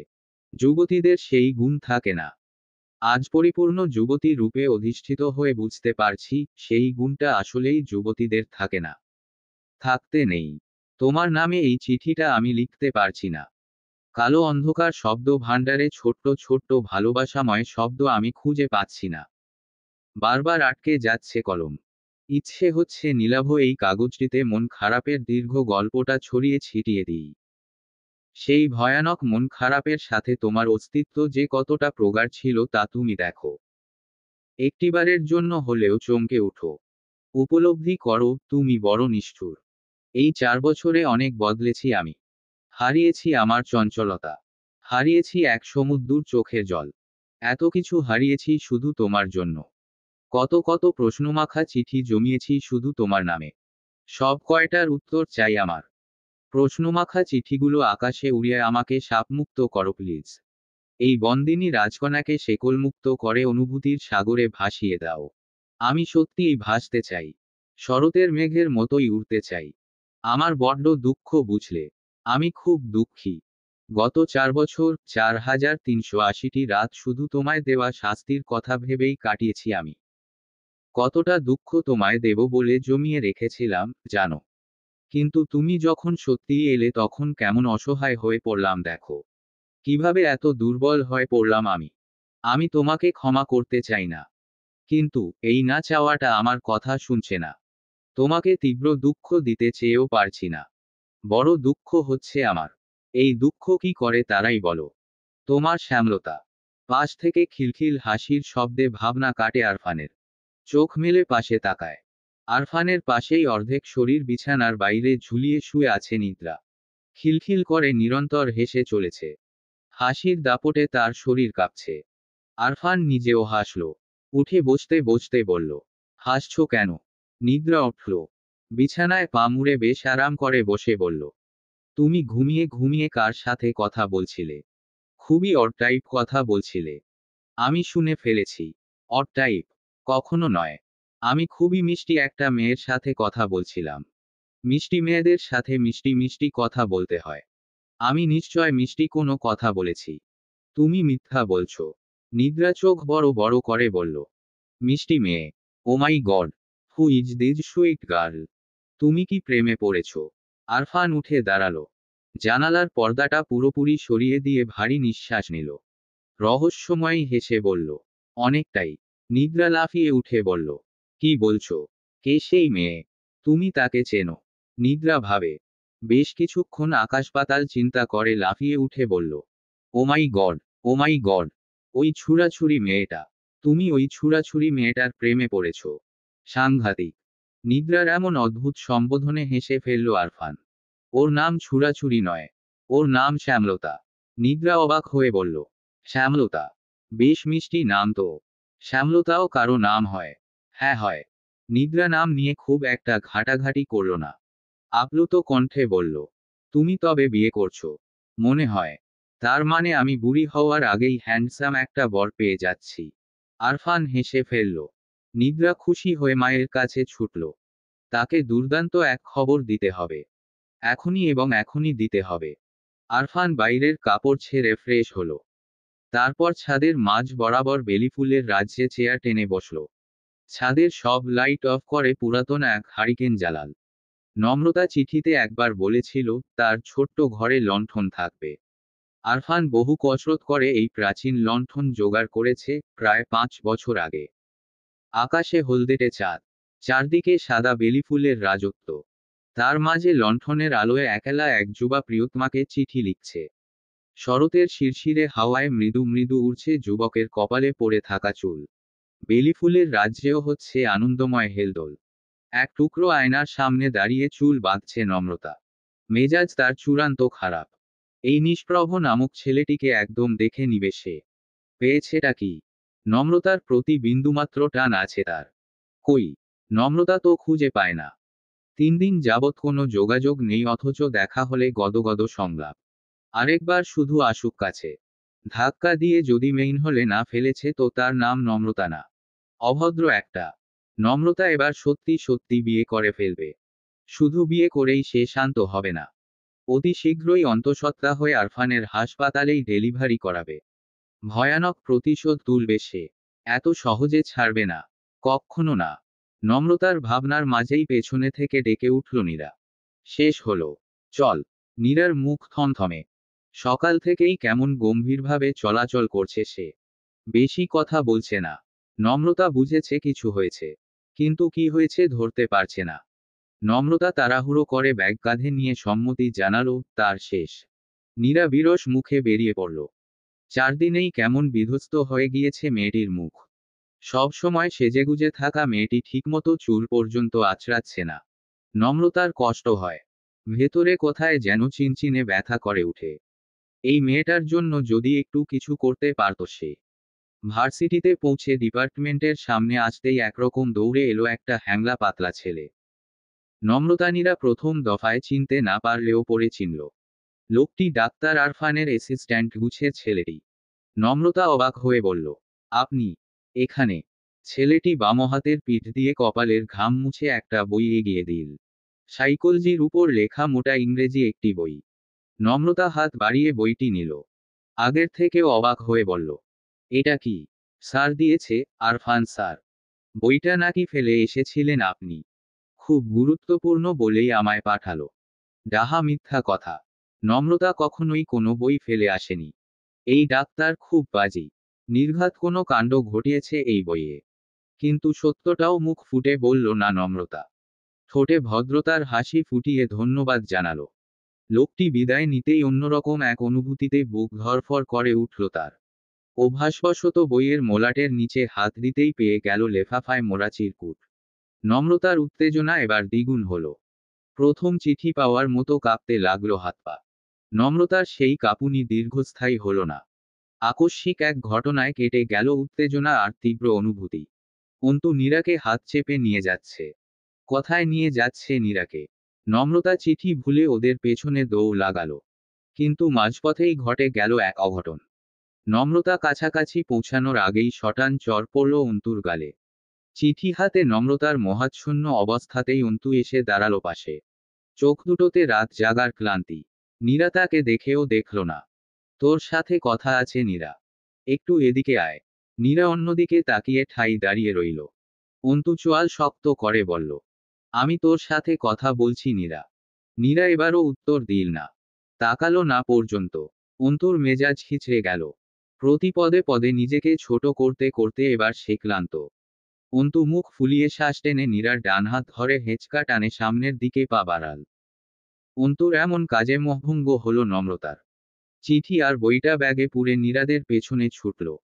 নীরদের কাছাকাছি পৌঁছানোর আগেই বাম হাতে অন্তুর গালে কষে চর বসাল নীরা। অন্তু থমকাল। কয়েক সেকেন্ডের জন্য পা আটকে গেল নম্রতার। হতভম্ব চোখে নীরার দিকে তাকিয়ে থেকে দৌড়ে গিয়ে ওদের পেছনে দাঁড়ালো। চোখে মুখে তার আতঙ্ক। অন্তুর কালো মুখ প্রচণ্ড রাগে আরো কালো হয়ে উঠল। নীরার ডান হাতের কবজিটা শক্ত করে চেপে ধরে বলল, সমস্যা কি তোর? কথায় কথায় হাত চলার কারণ কি? কিছু বলছি না মানে যা ইচ্ছে তাই করতে পারবি? দোষ আমি করেছি, মানছি। তুই দোষ করিসনি। আমার জীবনটা নরক থেকেও জঘন্য করে তুলেছিস। তোর তো এই একটাই দেমাক, কেন তোকে ভালোবাসলাম। আর ভালোবাসাটা যদি নিজের হাতে থাকতো তাহলে তোকে ভালোবাসার প্রশ্নই আসে না। না পারছি ভালোবাসাতে, না পারছি ভুলতে। I just hate you. শেষের কথাটা চেঁচিয়ে বলল অন্তু। নম্রতা অসহায় চোখে এদিক ওদিক তাকালো। ডিপার্টমেন্টের জুনিয়ররা কৌতূহল নিয়ে তাকিয়ে আছে। যাদের মধ্যে এত ভালো বন্ডিং তাদের আজ এই পরিণতি। কৌতূহল তো থাকবেই। নম্রতা নীরার বাম হাতের কনুইয়ে হালকা স্পর্শ করে বলল, অন্তু যখন কথা বলতে চাইছে তখন কথা বললে সমস্যা কি? নিজেদের মধ্যে ঝামেলা করে কি লাভ? চল অন্য কোথাও গিয়ে বসি, সবাই দেখছে। অন্তু প্লিজ দোস্ত, রাগারাগি করিস না। অন্তু চোখ সরিয়ে অন্যদিকে তাকালো। ঠিক তখনই আয়েশি চালে পাশে এসে দাঁড়ালো নাদিম। কপাল কুঁচকে বলল, সবাই চোখ মুখ কালা কইরা দাঁড়ায় আছিস কেন? সবাই চাইয়া আছে, নাটক দেখাইতাছিস নাকি? কি হইছে? নম্রতা চোখের ইশারায় কিছু বোঝালো। নীরা কাট কাট কণ্ঠে বলল, আমি কারো সাথে কথা বলতে ইচ্ছুক নই। কোনো জঘন্য মানসিকতার মানুষের সাথে তো কখনোই নয়। নীরার কথাটা শেষ হতেই সজোরে চড় পড়ল তার গালে। নম্রতা দুই হাতে মুখ চেপে হতভম্ব চোখে চেয়ে রইল। নাদিমও বিস্মিত। অন্তুকে সবল হাতে ধাক্কা দিয়ে ধমকে উঠে বলল, তোর সাহস কেমনে হয় ওর গায়ে হাত তোলার? হিরোগিরি দেখাও। অন্তু ঝটকা দিয়ে নিজেকে ছাড়িয়ে নিয়ে নাদিমের নাক বরাবর ঘুষি ছুড়ল। নাদিমও পিছিয়ে নেই। ডান হাতের পিঠ দিয়ে নাকটা মুছে নিয়ে অন্তুর চোয়াল বরাবর ঘুষি লাগল। নম্রতা ছুটে এসে নাদিমের হাত ধরে আটকালো। সেই সুযোগ আরও দু চার ঘা লাগিয়ে দিল অন্তু। তীব্র ক্ষোভ নিয়ে বলল, শুধু আমার দোষটাই দেখিস তোরা। সবার কাছে শুধু আমিই দোষী। জীবনের প্রথম বাপের সাথে ঝামেলা হয়েছে। বাপের মুখের উপর কথা বলেছি শুধু এই মেয়েটার জন্য। কি করি নাই আমি ওর জন্য? আর এখন আমার মানসিকতা জঘন্য। সব ভুলে গিয়ে এত বেয়াদবির পরও শুধুমাত্র আমার কথা ভেবে আব্বাই বিয়ের প্রস্তাব নিয়ে গিয়েছিল বাসায়। আর ও কি করেছে জানিস? মুখের উপর না করে দিয়েছে। এত দেমাক! নাদিম ফুঁসে উঠে বলল, না করছে তো জোর করিস কেন? জোর করে বিয়ে করতে চাস? শালা জচ্চুর! অপমানে ভেতরটা থমথমে হয়ে গেল অন্তুর। এতটা অসম্মান, এতটা অপমানের সম্মুখীন আদৌ কখনো হতে হয়েছিল তাকে? অন্তু তীব্র বিতৃষ্ণা নিয়ে বলল, আই স্পিট অন ইউর ফ্রেন্ডশিপ। কখনো আমার পরিস্থিতিটা বোঝার চেষ্টা করেছিলি কেউ?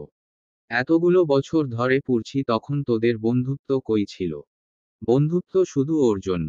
ও মাইয়া বলেই এত টান। সুন্দরীদের প্রতি গদগদ টান তো থাকবেই। মুখ সামলায় কথা বল অন্তু। এতদিন তো কিছুই বলি নাই। কিছু না বলেও দোষী হয়েছি। নতুন করে আর দোষের কি?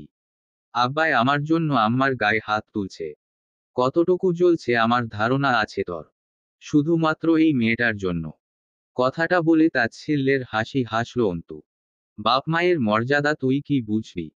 বাপ মায়েরে ঠিকঠাক চিনিসই না তো তুই। একমাত্র বোনের খোঁজ খবর নিস না প্রায় 4 বছর। এখানে এসে মূল্যবোধ শেখাতে আসিস। সুন্দরী মেয়ে বলে মূল্যবোধ? শালা ফ্রড! ক্ষুব্ধ নাদিম আবারও তেড়ে এলো। পুরো ভার্সিটির সামনে বন্ধুত্বের এক নগ্ন মৃত্যু ঘটে গেল। নম্রতা মাথায় হাত দিয়ে দুপা পিছিয়ে দাঁড়ালো। টলমলে চোখে দেখতে পেল বন্ধুত্বের মাঝে তীব্র এক কম্পন। ভয়াবহ এক ধস। এই ধসের ক্ষতিপূরণ করার সাধ্য কি তাদের আছে? দুপুরের কড়া রোদ এসে ঝিলিক দিচ্ছে কাচের দরজায়। ভেতরে এয়ার কন্ডিশনারের মৃদু ঝিমঝিম শব্দ। রঞ্জন পূজা রেস্টুরেন্টের টেবিলে মুখোমুখি বসে আছে। পূজার গায়ে বাদামি আর খয়েরির মিশেলে সালোয়ার কামিজ। ঘন কালো চুলগুলো হাত খোপা করা। রঞ্জনের গায়ে কালো পোলো শার্ট। চোখে মুখে বিস্তর হাসি। মেশমশাই আমার উপর বিরাট চেতে আছেন মনে হলো। তো চেতবে না? তুমি সব সময় অমন নাস্তিকদের মতো কথাবার্তা বল কেন? ওসব কথা যত বলার আমার সাথে বলবে। বাবার সাথে কেন?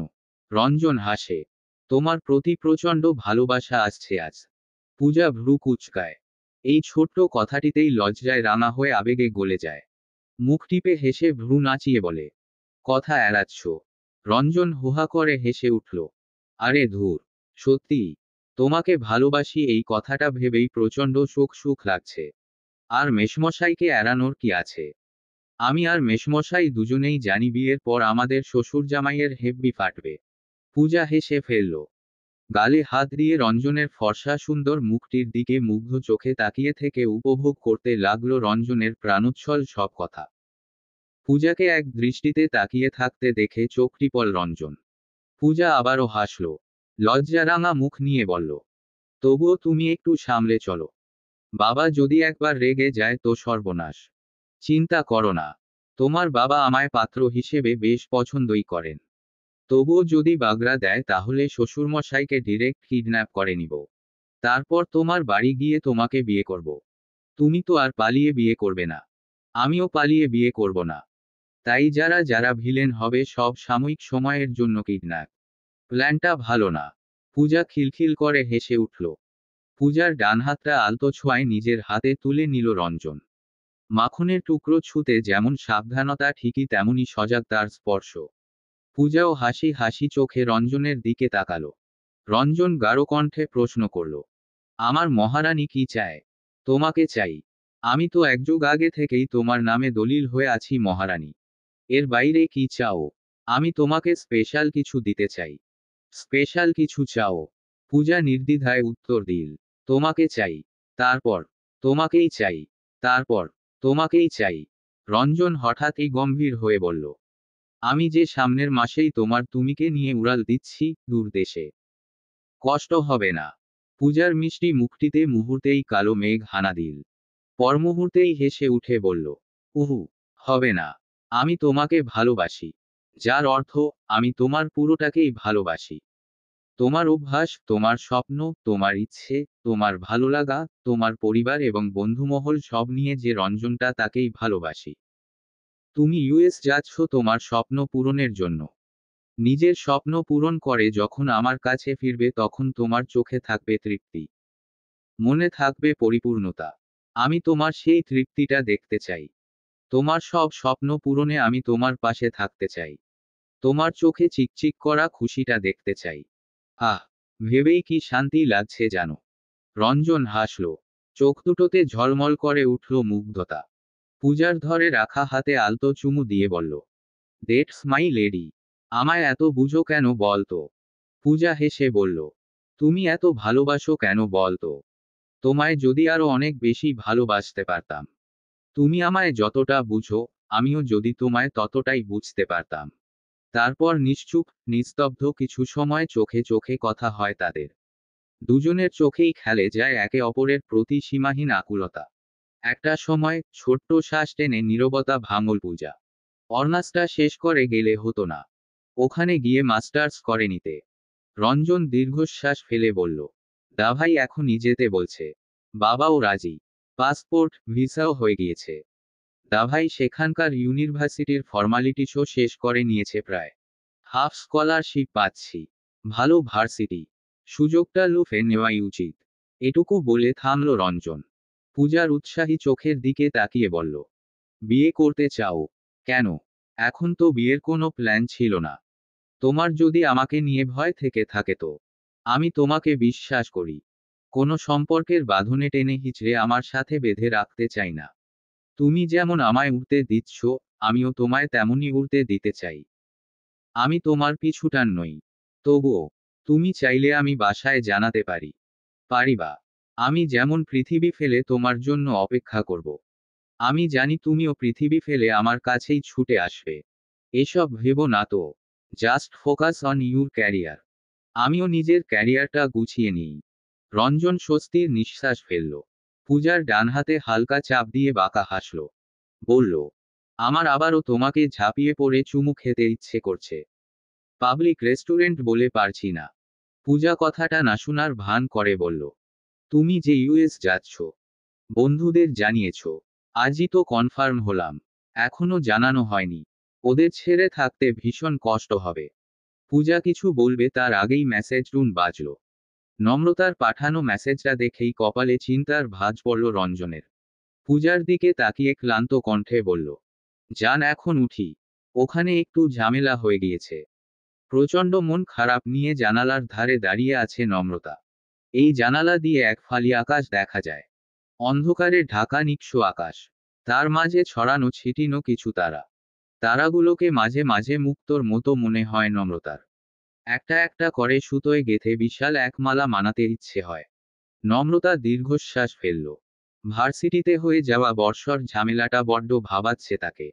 অন্তু আর নাদিমের মধ্যে মন কোষাকষি স্পষ্ট। বন্ধুত্বটাতে ফাটল ধরবে না তো এবার? নম্রতার ভয় হয়। প্রচণ্ড ভয়, অস্থির লাগে। নীরার প্রতি ঝিমিয়ে থাকা একটা রাগ ফুঁসে উঠে তাকায়। পরমুহূর্তেই নিভে গিয়ে অসহায় ভঙ্গিতে চেয়ে থাকে অন্ধকার আকাশটির দিকে। ঠিক তখনই মনে আসে আরফানের চিঠিটির কথা। দ্রুত পায়ে ব্যাগের কাছে ছুটে যায়। ব্যাগ থেকে চিঠিটা খুঁজে নিয়ে আবারও জানালার পাশে এসে দাঁড়ায়। টিমটিম আলোয় পড়তে শুরু করে দমবন্ধ অনুভূতির সেই চিঠি। শ্যামলতা, আমার দুঃখী রাজরানী, তোমার দীর্ঘ দুঃখ কথনে নামদাগা আসামি আমি। বড় নির্দয়, নিষ্ঠুর। কিন্তু আমার জ্বলনও খুব কম ছিল না তাতে। তুমি ভুক্তভোগী। অভিযোগ, অভিমান করেই রক্ষা তোমার। কিন্তু আমার যে রক্ষা নেই। তবে অভিমান আমারও হয়েছিল। তোমার নামে অভিযোগও জমিয়েছিলাম অনেক। চারটা বছর অপেক্ষা করেছি। ছটফট করেছি। বাচ্চাদের মতো অভিমানও করেছি। এই বয়সে এসে কি এসব ছেলেমানুষই অভিমান মানায়? মানায় না। তবুও ফুলে ফেঁপে উঠেছে অভিমানের বহর। 4 বছর আগে শেষ চিঠি তো আমার ছিল। চিঠিতে যোগাযোগের নাম্বারটা লিখে দেওয়ার পরও কেন যোগাযোগ করলে না তুমি? কি দোষ ছিল আমার? কেন ঠকিয়েছিলে আমায়? ভীষণ ভারী এই প্রশ্নগুলোর বোঝা টানতে টানতে বড্ড ক্লান্ত হয়ে পড়েছি শ্যামলতা। এই 4 বছরে তবু তোমায় ঘৃণা করতে পারিনি। অভিযোগ, অভিমান নিয়েও ভালোবেসেছি। শুধু ভালোবেসেছি। নির্ঘুম রাতগুলোতে তোমার গায়ের একটু পরশ পেতে ছটফট করেছি। বেলিফুলের সুগন্ধহীন অক্সিজেনটাকে বিষের মতো গ্রহণ করেছি। 4টা বছর ভীষণ ফাঁকা ছিল এই বুক। সেই ফাঁকা বুকের গল্প তোমায় চিঠিতে জানাবো না শ্যামলতা। এই গল্প জানতে হবে তোমার নিজের প্রচেষ্টায়। তুমি যেদিন আমার ফাঁকা হাতটা ধরবে পরম নির্ভরশীলতায়। সব সংকোচ ভুলে আমার চোখে চাইবে। আমাকে বুঝবে। আমার চোখে চেয়ে জানতে চাইবে। সেদিন বলবো, আমার একটা নির্ভরতা দরকার শ্যামলতা। তুমি শুধু এই আমিটাকে সামলাও। কথা দিচ্ছি, তোমার পুরো পৃথিবীটা সামলানোর দায়িত্ব হবে শুধুই আমার। ইতি। তোমার ব্যক্তিগত নিষ্প্রভ। চিঠিটা পড়েই কপাল কুঁচকে গেল নম্রতার। চিঠিটা টানা 4-5 বার পড়ল সে। নিষ্প্রভ চিঠি দিয়েছিল। কিন্তু নম্রতার কাছে তো পৌঁছায়নি সেই চিঠি। তবে কোথায় গেল সেই চিঠি? চলবে। গল্প, নীল চিরকুট। লেখনীতে, নৌসীন আহমেদ রোদেলা। চতুর্থ